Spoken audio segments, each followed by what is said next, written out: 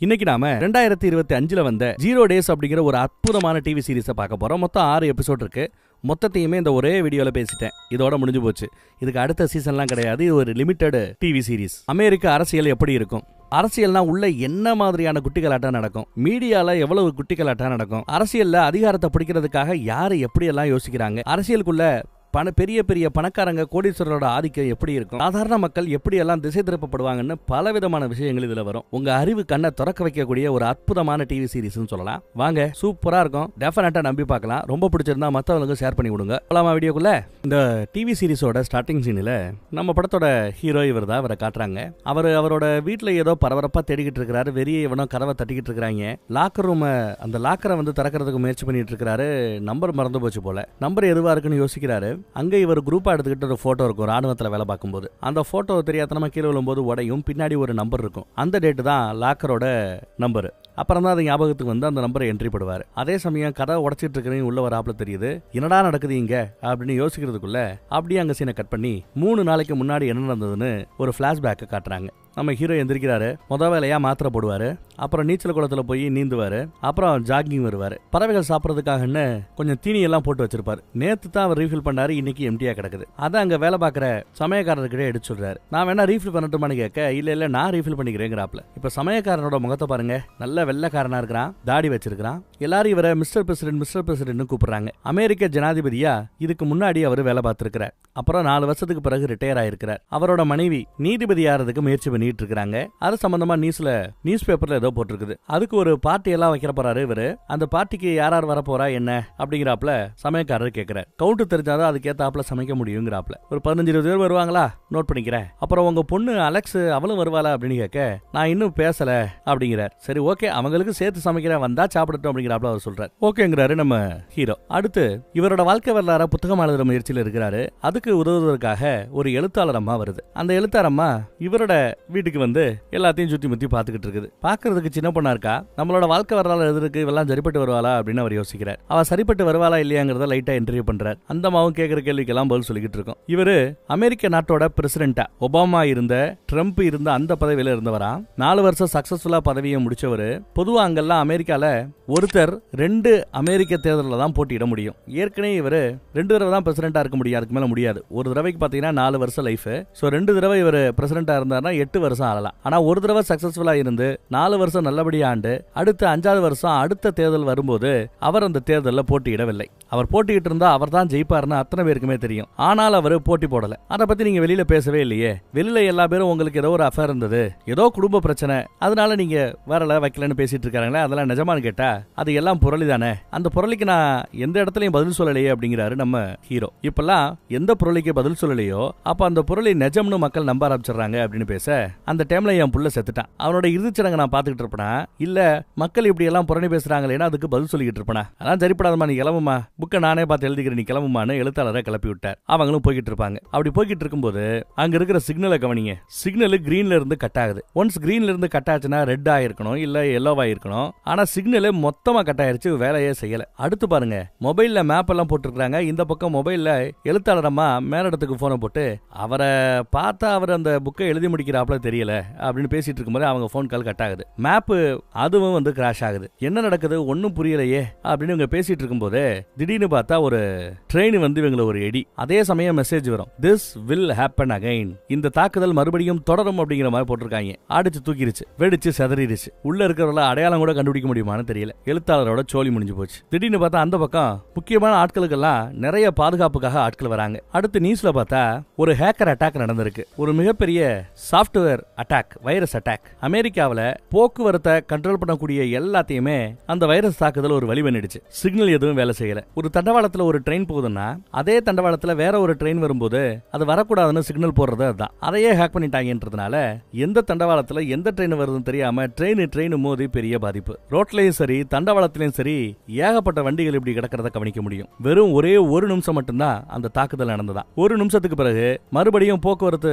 Signals மீதி எல்லாம் normal மோடுக்கு வந்திருக்குது. ஆனா அந்த ஒரு நிமிஷத்துல ஏற்பட்ட பாதிப்புகள் ரொம்ப அதிகம். இந்த தாக்குதல் மறுபடியும் தொடரும், திஸ் வில் ஹேப்பன் அகைன் வேற போட்டிருக்காங்க. எல்லாரோட மொபைலுக்குமே இந்த மெசேஜ் வந்திருக்குது. இதுல கூத்து என்னன்னா, நம்ம ஹீரோவோட ஒய்ஃப் அவங்க ஒரு ஃபிளைட்ல இங்க வரதா இருந்தது. அந்த ஃபிளைட்டோட நிலைமை என்ன அப்படின்னு விசாரிக்க, ஃபிளைட் கீழே என்ன நடக்குன்னு தெரியாம அந்த ஒரு நிமிஷத்துக்கு சுத்திக்கிட்டே இருந்திருக்கு. சில ஃபிளைட் கரெக்டா இறங்கும் போது இந்த தாக்குதல்ல அப்டேட் கிடைக்காம முன்ன பின்ன இடிச்சு ஒரு 3 ஃபிளைட் டேமேஜ் ஆயிருக்குது. ஆனா இவங்க பொண்டாட்டி வந்த அந்த ஃபிளைட் நல்லபடியா வந்துருச்சு போல, ஒன்னும் பிரச்சனை இல்ல போல. அடுத்த தாக்குதல் எப்படி இருக்குமோன்னு நியூஸ்ல புலம்பிட்டு இருக்காங்க. அமெரிக்காவில் இருக்கக்கூடிய ரஷ்ய தூதரகத்துல நான் அவங்கள பாத்துக்கிறேன்னு சொல்லி ஒருத்தன் துப்பாக்கி எடுத்து பின்னாடி சொருகிறான். ஒரு ரஷ்யன், இவன் ரஷ்ய உளவாளி மாதிரி தெரியுது. அந்த பக்கம் எதிர்க்கட்சி தலைவர், பழமையான அமெரிக்கா மறுபடியும் முழிப்பதற்கான நேரம் இது, எல்லாரும் ஒற்றுமையா செயல்படணும், இந்த மாதிரி இன்னொரு தாக்குதல் வராத ரேஞ்சுக்கு நம்ம பாத்துக்கணும் வைக்கணும்னு சொல்லிட்டு ஒருத்தவர் இன்டர்வியூ கொடுத்துட்டு இருக்காரு எதிர்க்கட்சி தலைவர். இப்போ நம்ம ஹீரோவோட ஒய்ஃப் அவங்க லேண்ட் ஆயிட்டாங்க. இப்போ கார்ல வந்துட்டு இருக்காங்க வீட்டு பக்கம். அப்படி வரும்போது நிறைய விபத்தாய் இருக்கிற பகுதிகளை பார்த்துட்டு வராங்க. ஒரு மாதிரி கஷ்டத்தோட தான் வராங்க.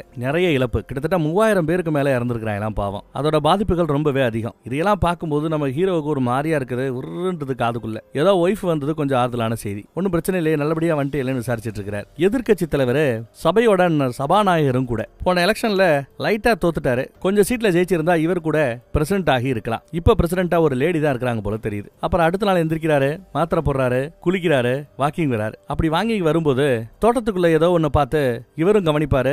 நாயும் பார்த்து ஏதோ குலைக்குது. இவனாவது வந்தானா இல்ல ஏதாவது எலி கிளி சுத்திக்கிட்டு இருக்கா அப்படிங்கிறது தெரியல. சரி வான்னு கிளம்புறாரு. வீட்டுக்குள்ள வந்ததுமே சமயக்காரரை பார்த்து கொஞ்சம் எலி பொரியரா இருந்தா வைப்பா, தோட்டத்துல தொல்லை தாங்கலன்னு இருக்கிறார். இன்னைக்கு பாத்தீங்கன்னா இறந்து போன 3000க்கும் மேற்பட்டவர்களுக்காக நிறைய அஞ்சலி செலுத்திக்கிட்டு இருக்காங்க. நம்ம தாடிக்கார சமயக்காரர்கிட்ட இதெல்லாம் கொஞ்சம் பாத்துக்கப்பா, பொறி வைப்பான்னு சொல்லிட்டு தான் அடுத்து இந்த வேலையெல்லாம் பார்த்துட்டு இருக்கிறார். அப்புறம் இவனுக்காக ஒருத்தர் ரொம்ப நேரமா காத்துக்கிட்டு இருக்கிறதா நியூஸ் வர அவரை யாராதுன்னு பாக்குறாரு. பார்த்தா ஒரு பையன் வரான். நம்ம ஹீரோவோட மருமகன் ஆக வேண்டியவன். ஹீரோவுக்கு ஏற்கனவே ஒரு பையன் இருந்தா, அவன் இறந்துட்டான்னு கேள்விப்பட்டான். அந்த டைம்ல தான் 2வது தடவை அவர் தேர்தலில் நிக்கல. அதுவே ஊர்ல மக்கள் எல்லாரும் என்ன பேசிட்டு இருப்பாங்கன்னா, இவனை நம்ப முடியாது, இவன் டப்புனு காலவாரி விட்டுருவான், டப்புனு பின்வாங்குவான் அப்படின்னு ஒரு பேரு யதார்த்தமாவே இருக்குது. அதுக்கெல்லாம் அவர் பதில் சொல்லல அந்த மாதிரி விமர்சனங்களுக்கு. அந்த டைம்ல கூட இருந்தது இவன் தான். தான் பொண்ணு இவனை டேட்டிங் பண்றா, லவ் பண்றாங்கிறதுக்காகத்தான் இவர் ஏதோ வேலை கொடுத்து கூட வச்சுக்கிட்டு இருந்தார். இப்போ அவன் வந்திருக்கிறான். என்ன சொல்றான்னா, நம் நாட்டோட பிரசிடென்ட் உங்களை பாக்கறோன்னு கூப்பிட்டு இருக்காங்க. மக்களுக்கு மத்தியில நீங்க அவர்களுக்கு தெம்பூட்டுற வகையில, தன்னம்பிக்கை ஊட்டுற வகையில ஏதாவது பேசினா நல்லா இருக்குமே எதிர்பார்க்கறாங்க. நீங்க என்ன சொல்றீங்கன்னு கேட்டா, இதையெல்லாம் விட்டுட்டு வந்து நாள் ஆயிடுச்சுப்பா, இதெல்லாம் வேண்டாம்னு சொல்லி தானே ரிட்டையர் ஆயிருக்கிறேன் அப்படிங்கிறார். ஆனா இப்ப நிலைமை கையை மீறி போய்கிட்டு இருக்குது.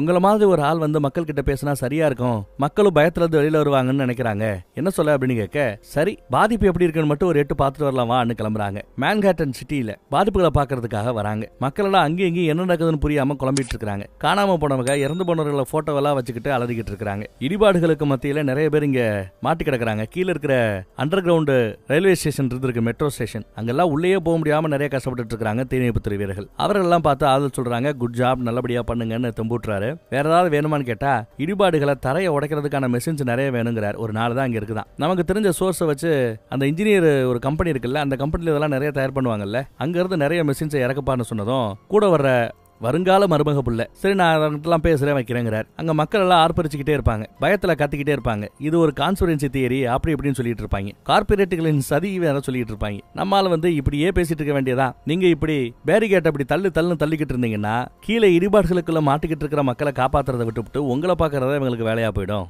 சும்மா நமக்குள்ளேயே சண்டை போட்டுட்டு இருக்கிறத விட நம்மோட எதிரி யாருங்கிறத கண்டுபிடிக்கணும். இந்த மாதிரி இன்னொரு தாக்குதல் நடக்காதுன்னு எந்த கேரண்டியும் கிடையாது. அதுக்கு நாம தயாராக இருக்கணும். நீங்க கவர்மெண்ட் நம்பலையா பரவாயில்ல, இலுமினாட்டி அவங்க பண்ணிருப்பாங்களா, கார்பரேட் பண்ணிருப்பாங்களா, அப்படி இப்படின்னு மத்தவங்களை பலிபேர விட்டுவிட்டு யாரா இருந்தாலும் சரி அவங்களை எதிர்த்து நிக்கிறது என்ன, எப்படி ஒத்துமையா இருக்கிறது, எப்படி மத்த நாடுகளுக்கு உதாரணமா இருக்கிறதுன்ற ரேஞ்சுக்கு நாம நடந்துக்க வேண்டாமா?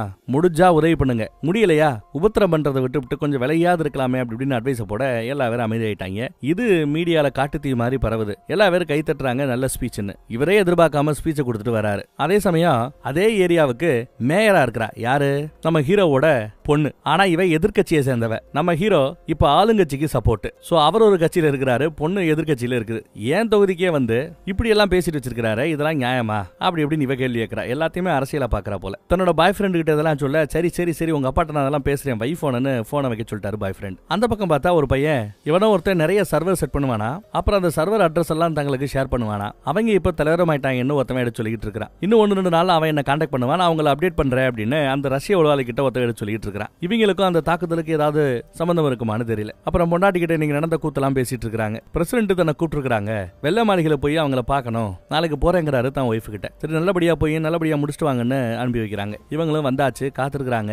அப்புறம் பிரசிடென்ட் கூப்பிட்டதும் அவரு வரார். பிரசிடென்ட்டே எந்திரிச்சு வேணும்னா என் சீட்ல உட்காருங்க நம்ம பேசிக்கலான்னு பேச, இல்ல இப்ப அந்த சீட்டுக்கு நீ தான் சொந்தக்காரி, நீ இதுல உட்காந்துக்க, நாங்க உட்காந்துக்கிறேன், நீங்க உட்காராரு. அவங்க உடனே அவங்க சீட்ல உட்காராம மரியாதைக்காக இவர்கிட்ட வந்து இவருக்கு முன்னாடி உட்காந்துக்கிட்டு நடந்ததை பத்தி எடுத்து சொல்றாங்க. ஒரு நிமிஷம் தான் தாக்குதல் நடந்திருக்குது. அந்த ஒரு நிமிஷத்துக்கு பிறகு மறுபடியும் எல்லாமே நார்மல் ஆயிடுச்சு. மறுபடியும் சிக்னல் எல்லாம் வேலை செய்ய ஆரம்பிச்சிருச்சு. ஆனா அதை பண்ணது கவர்மெண்ட் கிடையாது. தாக்குதல் பண்ணவங்களே ஐயோ பாவமேனு ஒரு நிமிஷத்துக்கு பிறகு தாக்குதலை அவங்க தற்காலிகமா நிறுத்தி வச்சிருக்காங்க. அவங்களோட அந்த வைரஸ்ங்கிறது போக்குவரத்து துறை மட்டும் இல்ல, எல்லா துறைகள்லயுமே ஊடுருவி இருக்கிறான். அதை என்ன பண்ணணும்னு தெரியாம குழப்பத்துல இருக்கிறாங்களா. அவங்க எப்ப வேணாலும் மறுபடியும் அடுத்த தாக்குதல் நடத்தலாம். இந்த மாதிரி தாக்குதலுக்கு நாம தயாரா இருக்கிறோம்னா அதுக்கு இந்த மாதிரி தாக்குதலை எதிர்த்து நிக்கிற அளவுக்கு ஒரு மிக திறமையான ஒரு கமிட்டியை நம்ம போடணும். அந்த கமிட்டிக்கு உச்சபட்ச அதிகாரத்தை கொடுக்க போறாங்களா. இங்க இருக்கிற போலீஸ், இங்க இருக்கிற ராணுவம், இங்க இருக்கிற FBI, இங்க இருக்கிற CIA, இங்க இருக்கிற அரசியல்வாதிகள், இவங்க எல்லா பேருக்கு மேல அவர்கள் அத்தனை பேரையும் கண்காணிக்கக்கூடிய அளவுக்கான அதிகாரம் அவர்களுக்கு கொடுக்கப்படும். அந்த பிரிவுக்கு கொடுக்கப்படும். வாரண்டே இல்லாம எங்க வேணாலும் போய் அரெஸ்ட் பண்ணலாம். வாரண்டே இல்லாம எந்த வீட்டை வேணாலும் உடைச்சு உள்ள இருக்கிற பொருட்களை எடுக்கலாம். எந்த ஒரு அக்கௌண்ட்டையும் ஃப்ரீஸ் பண்ணலாம்னு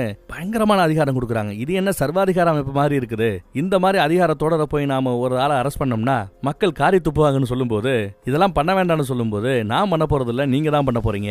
அப்பேற்பட்ட இந்த பிரிவை நான் உங்ககிட்ட தான் ஒப்படைக்க போறேன். இந்த கமிட்டியை நீங்க தான் எடுத்து நடத்தணுங்கிறாங்க. இந்த சிறப்பு பிரிவை நீங்க தான் எடுத்து நடத்தணுங்கிறாங்க. அவரை நான் யோசிக்கிறேங்கிறாரு. இவ்வளவு அதிகாரத்தை ஒரு அமைப்பு கிட்ட கொடுக்கறது, ஒரு பிரிவு கிட்ட கொடுக்கறது தப்புன்னு அவருக்கு படுது. பிரசிடென்ட்டோட சீஃப் ஆஃப் ஸ்டாஃப்னு ஒருத்தவர் இருப்பார், கண்ணாடி போட்டவர். அவரை பாக்குறதுக்காக நம்ம ஹீரோ நேரா வரார். நாம யாரை தேடுறோங்கிறது ஏதாவது ஐடியா இருக்கான்னு கேட்டா அவர் சுத்தமா ஐடியா இல்லைங்கிறார். வாங்க உள்ள போய் பேசலான்னு அவங்க ஒரு ரூமுக்குள்ள உட்காந்து பேசுவாங்க. அதை யாரும் கண்காணிக்க கூடாதுன்னு அதை அப்படியே இருட்டாக்கிடுவானுங்க. உள்ள யாரு என்ன பேசிக்கிறாங்கிற டீடைல்ஸ் எதுவுமே வெளியில போகாது. அவ்வளவு செக்யூரான இடம் அது. இன்னைக்கு நைட்டு வேற வீட்டுல பார்ட்டி இருக்கு, ஒய்ஃப் கொடுக்குற பார்ட்டி. விசியா வேற இருக்கிறாரு. இவருக்கு என்ன கால் வந்தாலும் சரி, அவர் என்ன எடுத்து பண்ணணும்னாலும் சரி, பழைய ஸ்டைல் ஆளவர். டைரியில எல்லாத்தையும் எழுதி வச்சுக்கிறது வழக்கம். எதையும் மறந்துடக்கூடாதுன்னு வேற எழுதி வைப்பார். இது கிட்டத்தட்ட ஒரு நல்ல பழக்கம் தான் சொல்லலாம். அதே சமயம் அந்த பக்கம் ரஷ்ய உளவாளிக்கு ஒரு மேப் லொகேஷன் கிடைக்குதுங்க. அப்ப நிறைய ஃபைல்ஸை வேற அவன் டெலீட் பண்ணிக்கிட்டு இருக்கான். சோ ரஷ்யா தான் இந்த தாக்குதலை பண்ணிருக்குமா அப்படின்னு நமக்கு ஒரு டவுட் வருது. அப்புறம் வீட்டுக்கு வந்தாச்சு. ஒய்ஃப் சார்பா கொடுக்குற அந்த பார்ட்டிலையும் பங்கு போட்டாச்சு, பங்கு எடுத்துக்கிட்டாச்சு. பொண்ணு கூட வந்திருக்கிறா. பயங்கரமான ஸ்பீச் கொடுத்தீங்க, ஆனா வந்து என் தொகுதியில தான் கொடுக்கணுமா, வேற தொகுதியே உங்களுக்கு இல்லையா,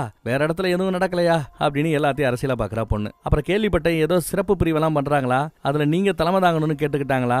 அதெல்லாம் வேண்டாம், எதுக்கு வம்பு, நீங்க ஃப்ரீயா விடுங்க, ரிட்டையர்மெண்ட் லைஃபை என்ஜாய் பண்ணுங்கிறா. பொதுவா அப்பாவுக்கும் பொண்ணுங்க அவ்வளோ செட் ஆகாது போல தெரியுது. அவர் ஆனா அவளோட பேச்சை கேட்டாப்ல தெரியல. அவருக்கு தெரிஞ்ச ஒரு இம்பார்ட்டன்டான சோர்ஸ் இருக்குது. அவர் ஒரு உளவாளி தான், அமெரிக்காக்காக வேலை பார்க்கக்கூடியவர், ரொம்ப நம்புறவர் அவர் தான். அவர்கிட்ட போய் என்னமா அந்த பெரிய தாக்குதல் நடந்திருக்கு என்னன்னு விசாரிக்க அவர் வந்து எடுத்து சொல்றாரு. ரஷ்யாவோட உளவு அமைப்பு பேரு GRU. அவங்க ஏதோ ஒரு ஹேக்கர்ஸ் குரூப்புக்கு, நியூயார்க்ல இருக்கிற ஹேக்கர்ஸ் குரூப்புக்கு பணம் கொடுத்துருக்காங்கன்னு தெரிய வந்திருக்கு. உறவாக்கிற பசங்க, சின்ன பசங்க தான் அதை பண்ணாப்புல தெரியுது. சும்மா ஏதாவது குட்டி குட்டியா வைரஸ் ரெடி பண்றது, ஏதாவது ஒரு கம்ப்யூட்டர்ல ஒரு ரிட்டையர் ஆனவங்க இல்ல பணம் இருக்கிறாங்களே ஏமாத்துறது, அப்புறம் கிரிப்டோ கரன்சி அது இதுன்னு சொல்லி வாலெட்டுகளை போய் புடுங்குறது, இந்த மாதிரி வேலை பார்த்துட்டு இருந்தீங்கன்னா அவங்க எல்லாம் அப்படி இப்படின்னு பண்ணி ஏதாவது அமெரிக்காக்கு குலைச்சல் கொடுத்துக்கிட்டே இருக்கிறது ரஷ்யாவோட வேலை.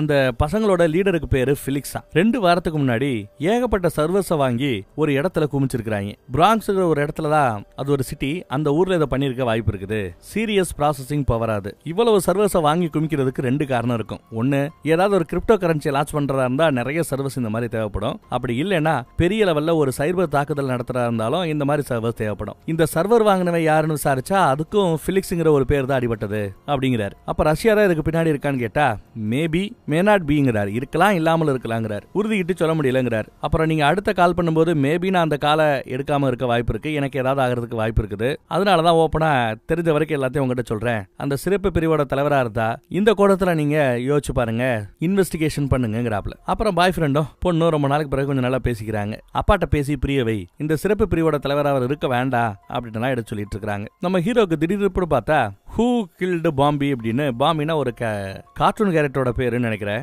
அதை கொன்னது யாருன்னு ஒரு பாட்டு. அந்த பாட்டு அவரோட காதுல திரும்ப திரும்ப ஒழிச்சுக்கிட்டே இருக்குது. காது ஒய்யுங்குது. பாட்டை மாத்தி துளையா இல்லையான்னு சத்தம் போடுறாரு. தாடிக்கார சமயக்காரர் அப்படியே முழிக்கிறார். ஏதாவது மெலோடியான பாட்டு வைக்க வேண்டியதானு. பாட்டா நிஜத்திலேயே ஒரு மெலோடியான பாட்டு தான் ஓடுது. அவர் காதுல மட்டும் இல்லாத பாட்டு கேட்கிறாப்புல ஃபீல் ஆகுது. அப்புறம் ஒய்ஃப் வந்தோம், இவ்வளவு பெரிய சிறப்பு பிரிவுன்னு ஒண்ணு கொண்டு வராங்க, அது ஒரு மிகப்பெரிய ஆயுதம். அந்த ஆயுதம் ஒரு சர்வாதிகாரி கையில கிடைச்சிச்சுன்னா நாட்டையே ஆட்டி படைக்க முடியும். அவ்வளவு பெரிய ஆயுதத்தை எப்படியோ தயாரிச்சிட்டாங்க. உங்களை மாதிரி ஒரு ஆள் அந்த ஆயுதத்தை வச்சுக்கிட்டு இருந்தா பரவாயில்ல, வேற ஒரு ஆள்கிட்ட தப்பான ஆள்கிட்ட போச்சுன்னா மிகப்பெரிய அழிவு ஏற்படும். அதனால பேசாம நீங்களே அந்த ஆயுதத்தை கையில் எடுத்துருங்க, அந்த சிறப்பு பிரிவுக்கு நீங்க தலைவராகிறதுக்கு ஒத்துக்கங்கிறாப்ல ஓய்வு சொல்லிட்டாங்க. இவர் ஒரு வேலை பார்க்கறதுக்குன்னே ஒரு சின்ன வீடு மாதிரி வச்சிருக்காரு அந்த அவரோட அந்த பங்களாக்குள்ளேயே. அங்க உட்காந்து ஏதோ எழுதிட்டு இருக்காரு குறிப்புகளை அந்த டைரியில. ஒரு உளவாளி கிட்ட பேசினார்ல, அந்த டீடைல்ஸ் தான் எழுதிட்டு இருக்காருன்னு நினைக்கிறேன். அப்புறம் அதை லாக்கர்ல வச்சு க்ளோஸ் பண்ணிடுறாரு. அந்த பக்கம் பார்த்தா நியூஸ்ல அந்த சிறப்பு பிரிவுக்கு தேவையான அளவு சட்ட வரவுகள் எல்லாத்தையும் ரெடி பண்றாங்க. அத பிரசிடென்ட் அப்ரூவ் பண்ணிட்டாங்களா. இப்போ இவர் தலைவரா ஏத்துக்க போறாரா இல்லையாங்கிறதான் கேள்வி. நிறைய பேர் கேட்ல நிக்கிறாங்க இவர்கிட்ட அதை பத்தி கேட்கறதுக்காக. அவர் நான் அந்த சிறப்பு பிரிவின் தலைவராக இருக்க ஒத்துக்கிறேன் அப்படின்னு இன்டர்வியூ கொடுத்துட்டு இருக்கிறார். அதே சமயம் கூட்டத்துக்கு மத்தியில செத்து போடுதா சொல்லப்பட்ட அந்த எழுத்தாளர் அம்மா இருக்கிறாப்ல ஒரு செகண்டா அவங்களுக்கு தோணும். பிரசிடென்ட்டுக்கு இந்த நல்ல விஷயத்தை ஆல்ரெடி செய்தியை அனுப்பிச்சாச்சுங்கிறார். கூடிய விரைவில் தலைமை பொறுப்பேற்று இதை விசாரிக்க போறேன், தப்பு பண்ணவங்களுக்கு தண்டனை வாங்கி கொடுக்க போறேன், நம்மளை கண்டு இனிமே அவங்க பயப்படணுங்கிறாப்ல சூப்பரா பேசிட்டு வரார். இந்த சிறப்பு பிரிவுக்குன்னு ஒரு பெரிய பில்டிங்கே ரெடி பண்ணிட்டு இருக்காங்க. கம்ப்யூட்டர்ஸ் அது இதுன்னு ஏகப்பட்ட ஐட்டம் செட் பண்றாங்க.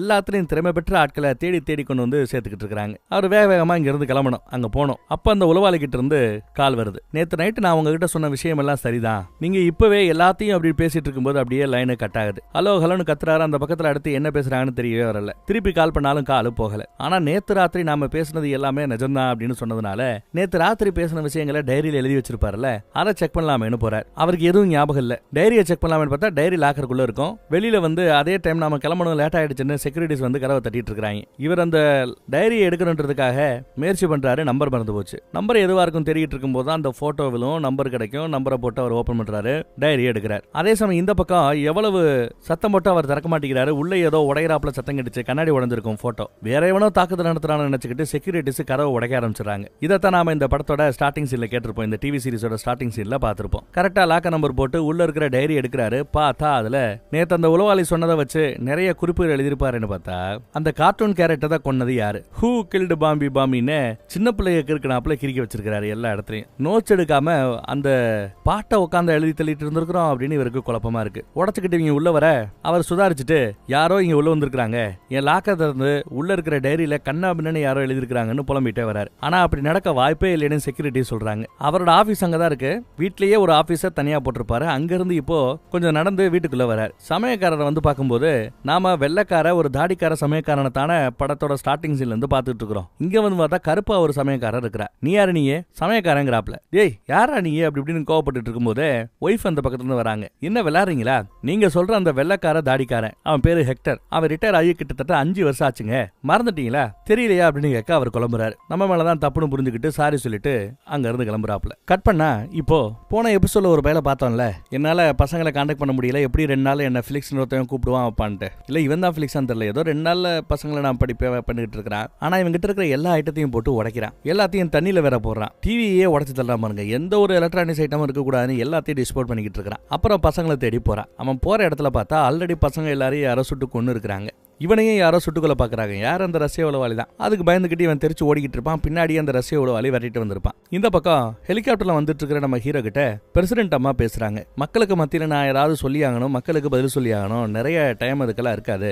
உங்களுக்கு மொத்தமே 72 மணி நேரம், 3 நாள் தான் டைம் இருக்கும். அந்த 3 நாளைக்குள்ள சாலிடா ஏதாவது ஒரு இன்ஃபர்மேஷனை கொடுங்க, இல்லைன்னா நாம இருக்கிற டீட்டெயில வச்சு ஏதாவது பேச வேண்டி இருக்குங்கிறாப்ல. இப்படி அவசரப்படுத்தினா எப்படி? உங்களுக்கு இப்போ யார் மேல டவுட்னு கேட்டா ரஷ்யர்கள் மேலதான் அப்படிங்கிறாப்ல பிரசிடென்ட் அம்மா சொல்றாங்க. நம்ம ஹீரோக்கு நேத்து ராத்திரி பேசின எதுவுமே ஞாபகம் இல்லை. ஏன்னா டைரியில் எழுதி வச்ச குறிப்புகள் எதையுமே காணும், எல்லாத்தையும் மறந்துட்டார். அந்த உளவாளி கூட ரஷ்யா மேலதான் டவுட்னு சொல்லியிருப்பான். 2 சில பல ஹேக்கர்ஸை பத்தி பேசியிருப்பாரு. எல்லாம் நம்ம பசங்க தான், சின்ன பசங்களை வச்சு ஏதோ வேலை பார்த்தாங்கன்ட்டு. அது எதுவும் அவருக்கு ஞாபகத்துக்கு இல்லை. அதனால அவர் என்ன கேட்கிறாருன்னா, உங்களுக்கு உண்மையான குற்றவாளியை கண்டுபிடிக்கணுமா இல்ல யாராவது ஒரு ஆள் மேல பழி போடணுமா அப்படின்னு கேட்கிறார். பிரசிடென்ட் அம்மாவோ 3 நாள்ல நீங்க கரெக்டா கண்டுபிடிச்சிட்டீங்கன்னா ஓகே, அப்படி இல்லைன்னா நீங்க சொல்றாப்ல பழி போடுறாப்ல தான் வரும் அப்படின்னு சொல்றாங்க. எல்லாமே உங்க கையில தான் இருக்குன்னு சொல்லியாச்சு. இவர் பரபரப்பா வர்றாரு. இவருக்காக ஒரு பெரிய பில்டிங்கே ரெடி பண்ணிருந்தாங்கல்ல, அதுல வருவருன்னு வர்றார். அப்போ ஒரு அம்மாவை அறிமுகப்படுத்துறாங்க. இவங்க தான் பிஆர்னு சொல்லுவாங்க. பிரஸ் ரிலீஸ், மீடியா சம்பந்தப்பட்ட எல்லாமே இவங்க மூலமா தான் நடக்கணும். கூட வர இவன் நம்ம முக்கியமான ஆட்களோட ஒரு மீட்டிங் வைக்கணுங்கிறாப்ல. ஆனா அந்த பிஆர் அம்மா என்ன சொல்லுது, இல்ல நம்ம டீம் கிட்ட ஒரு வார்த்தை 4 வார்த்தை ஆறுதலா பேசினா நல்லா இருக்கும்னு சொல்லுது.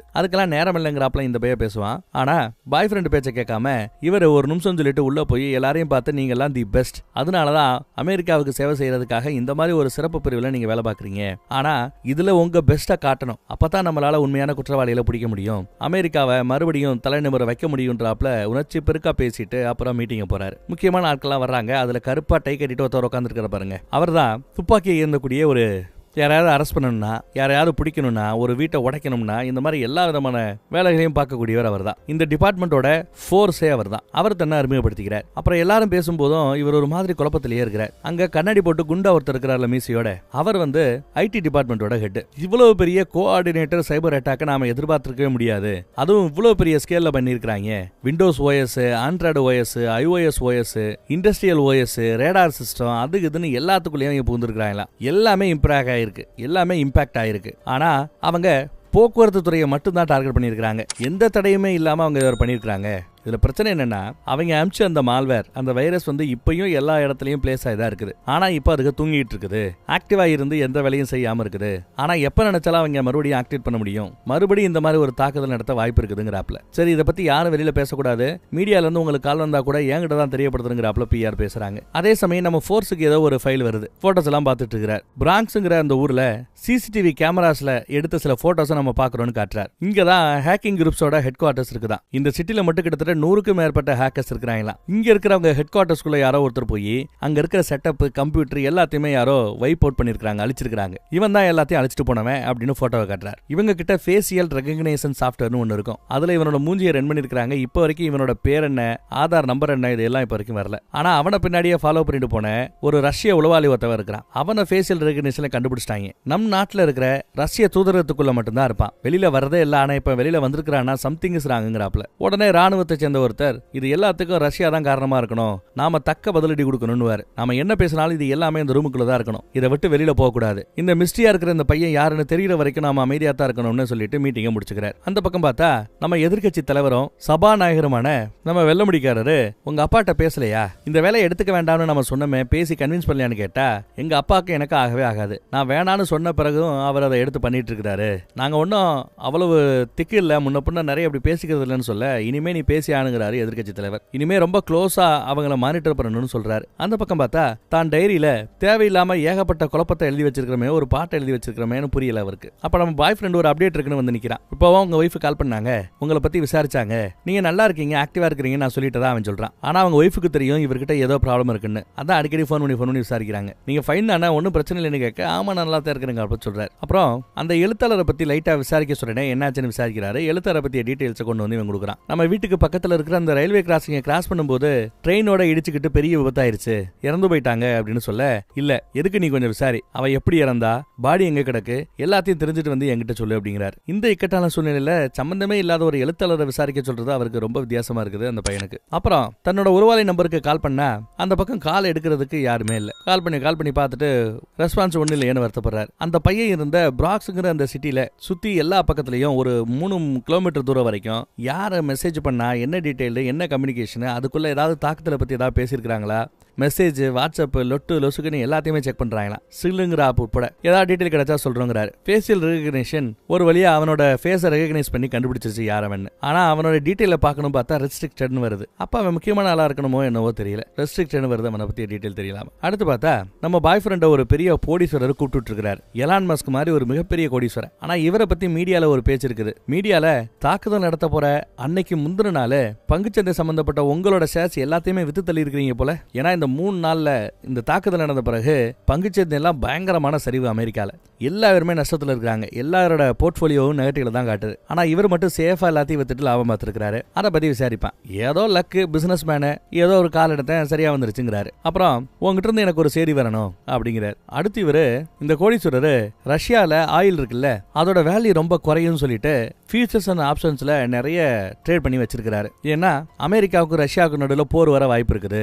அந்த மாதிரி வந்தா அமெரிக்கா ஆயிலோட ட்ரேடிங் வேல்யூ வந்து ரொம்பவே குறையும். ஆப்ஷன்ஸ்ல முன்னாடியே ஷார்ட் அடிச்சு வச்சிருந்தோம்னா நல்ல லாபம் பார்க்க முடியும். அதெல்லாம் பண்ணி வச்சிருக்காராம். உங்களுக்கு இப்ப என்னதான் வேணும்னு கேட்டா, நீங்க அமெரிக்கா ரஷ்யாவின் மீது போர் தொடுக்கணும், அந்த மாதிரி கோணத்திலேயே தான் போகணுங்கிற பேசுறாரு. கரெக்டா இதை கொண்டு போகணும். ஒரு கால் இதுல சொதப்பினேன்னா உன்னை பத்திய புட்டுநட்டி எல்லாத்தையும் வெளியே ரிலீஸ் பண்ணிடுவேன்னு சொல்லி மிரட்டுறாரு. இவன் சம்பந்தப்பட்ட ஏதோ ஒண்ணு அவங்க கிட்ட இருக்குது, அதை காமிச்சு மிரட்டிக்கிட்டு இருக்காங்க. இவனும் சரி பார்க்கலாம் சொல்லிட்டு கிளம்புறான். அப்புறம் ஹெலிகாப்டர்ல வீடு வந்து சேர்றாங்க. வீட்டுல வந்து நியூஸ் எல்லாத்தையுமே வாட்ச் பண்ணிட்டு இருக்கும்போது அங்க தொப்பி ட்வீட் போட்ட ஒரு லேடி. இவங்க யாருன்னா Facebook மாதிரியான, வாட்ஸ்அப் மாதிரியான நிறைய ஆப்புகளை வச்சிருக்கிற ஒரு பெரிய டெக்கி. அங்க எலான் மஸ்க் மாதிரி ஒரு ஆளை பார்த்தோமா, இவங்க இந்த எக்ஸ்ட்ரீம் ஆப் அது இதுன்னு நம்ம Facebookோட முதலாளி மாதிரி நிறைய ஆப்புகளுக்கு சொந்தக்காரி. இவங்க பேரு கிடர். நான் அந்த சிறப்பு பிரிவுக்கு உதவி பண்ண தயாராக இருக்கிறேன் அப்படின்னு பேசிட்டு இருக்காங்க. ஆனா அவர்களே முன் வந்து இந்த மாதிரி ஒரு உதவி கொடுக்குறேங்கிறாங்களே, இத சிறப்பு பிரிவு தலைவரான நம்ம ஹீரோ ஏத்துப்பாரா அப்படிங்கறதான் கேள்விக்குறின்னு இன்டர்வியூ முடிக்கிறாங்க. ஆனா அவர் இதுக்கு எந்த பதிலும் சொல்லல. அதே சமயம் பிரசிடென்ட் அம்மா அந்த பக்கம் கால் பண்ணி என்னமா நடக்குதுங்க அப்படின்னு விசாரிக்கிறார்.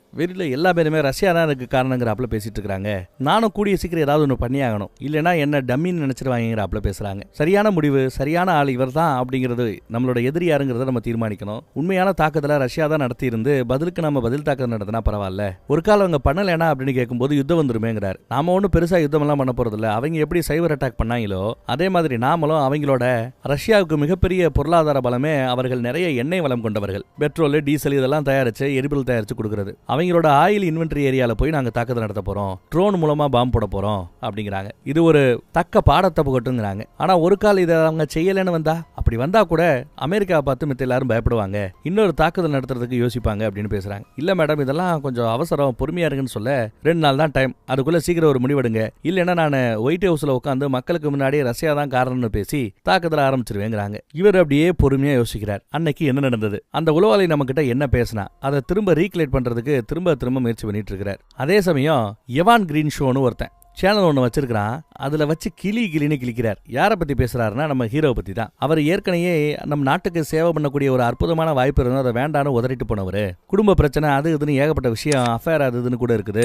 அந்த ஆளை போய் நம்ம நம்பி இதை கொடுத்துருக்காங்களே, இதெல்லாம் உருப்பட போறது இல்லைன்னு எப்ப பார்த்தாலும் நெகட்டிவாவே பேசிட்டு இருப்பார். அப்புறம் இந்த பக்கம் நம்ம பாய் ஃப்ரெண்டு அந்த எழுத்தாளரோட பாடியை பார்க்கணும்னு வந்து நிற்கிறார். பாடி இங்கே தானே வந்துச்சு, பாடியை காட்டுங்கன்னு சொல்ல டாக்டர் வந்து பாடியை காட்டுறேன்னு திறந்தா உள்ள பாடி இல்லை. என்ன பாடியை காணாமன்னு ஷாக் ஆகிறார். அடுத்து அந்த பக்கம் நம்ம ஹீரோ வழக்கம் போல எந்திரிக்கிறாரு. எந்திரிச்சதும் முதல் மாத்திரை சாப்பிடுவார் இல்லையா, அப்படிதான் மாத்திரையை போட்டு அன்றாட வேலையை முடிச்சுட்டு கார்ல ஏறி கிளம்புறாரு. லைட்டா தூங்கிட்டாரு போல, வயசாயிடுச்சுல்ல, கால் அடிச்சுக்கிட்டே இருக்குது. அப்புறம் எடுத்து பேசுறாரு. அந்த ஃபேஷியல் ரெகக்னிஷன் சாஃப்ட்வேர் அந்த பையனை கண்டுபிடிச்சிருச்சு, ஆனா அவனோட டீடைல்ஸ் எதுவும் வெளியில தெரியாதபடி ரெஸ்ட்ரிக்டட் ஆயிருக்குதுங்கிறாப்ல நம்ம ஃபோர்ஸ். யாரை பத்தி பேசுறேங்கிறாரு இவர். அதாங்க அந்த மிஸ்ட்ரி மேனை பத்தி இவர் சொல்லுவார். NSAன்னு ஒரு அமைப்பு இருக்குறாங்க அமெரிக்கால, அதுவும் பயங்கரமான அதிகாரம் கொண்ட அமைப்பு. அவர்களோட ராத்திரி ஃபுல்லா உட்காந்து அவனை பத்தி தெரிஞ்சுக்கலாமே முயற்சி பண்ணிருக்கிறார். ஆக்சுவலா அவன் இவங்க ஆளு, இவங்களோட அமைப்புக்காக வேலை பார்க்கக்கூடிய ஒருத்தவன் தான் அவன். NSA கிட்ட கேட்டுதான் இப்ப இந்த டீடைல் வாங்கணும் கேட்க, நமக்கு அதிகாரம் இருக்குது, அதிகாரம் இருக்குன்னு அதிகாரமா கேட்டுறாத, அமைதியா கேளு அப்படின்னு சொல்றாரு. அந்த பையனை பத்திய டீடைல் தெரிஞ்சுக்கிறதுக்கு பரபரப்பா உள்ள வரார். அப்புறம் அந்த பாடியை காணுங்கிற டீடைலை பத்தி சொல்றாரு. சரி, இவங்க அப்பா அம்மாட்டையாவது பேசி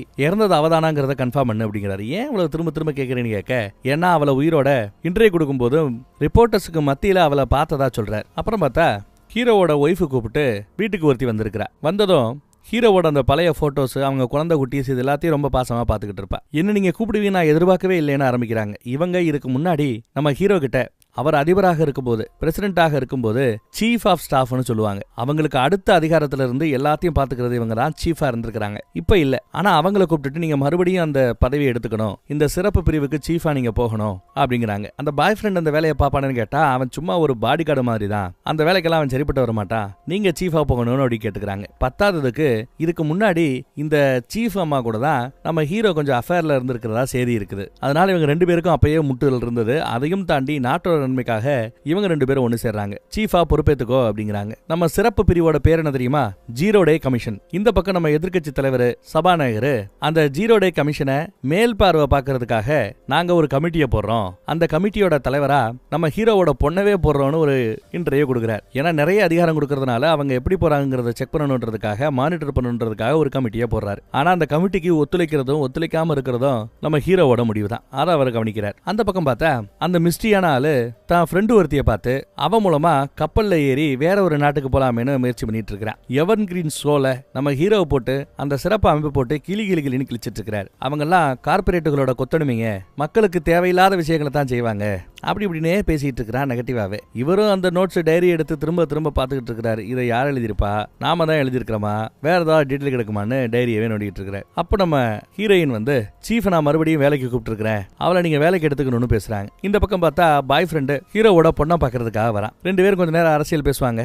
அப்புறம் அரசியல் வேண்டாம், லவ் தான் பண்ணணும்னு சொல்லிட்டு அப்படியே அந்த பக்கம் போயிட்டுறாங்க. NSAல தனக்கு தெரிஞ்ச ஒருத்தரோட கான்ட்ராக்ட் கொடுத்து, இவரு நமக்கு வேண்டப்பட்டவர் தான், நீங்க கேட்கிற டீட்டெயில NSAல இருந்து இவர் மூலமா கிடைக்க கிடைக்கிறதுக்கு வாய்ப்பு இருக்கு, இவரை பிடிச்சா அவனை கண்டுபிடிச்சலாங்கிறாப்ல சொல்றாரு. அந்த பக்கம் பார்த்தா அந்த பையன் ஒரு துறைமுகம் பக்கம் போயிருக்கான். இந்த பக்கம் அந்த பையனோட சொந்த பந்தம் ஒரு டீடைல்ஸ் எல்லாம் கொடுத்துறாரு போல, அந்த NSA ஆளு. அவன் டீடைல் எல்லாம் அவனுக்கு சொந்த பந்தம் இருக்கான்னு விசாரிக்கும் போது, ஆமா எம்மாங்கிற ஒரு பொண்ணு கூட அவனோட தொடர்புல இருக்கா, மேபி இவ சிஸ்டராக இருக்கலாம், தங்கச்சியா இருக்கலாங்கிறாப்ல சொல்றாங்க.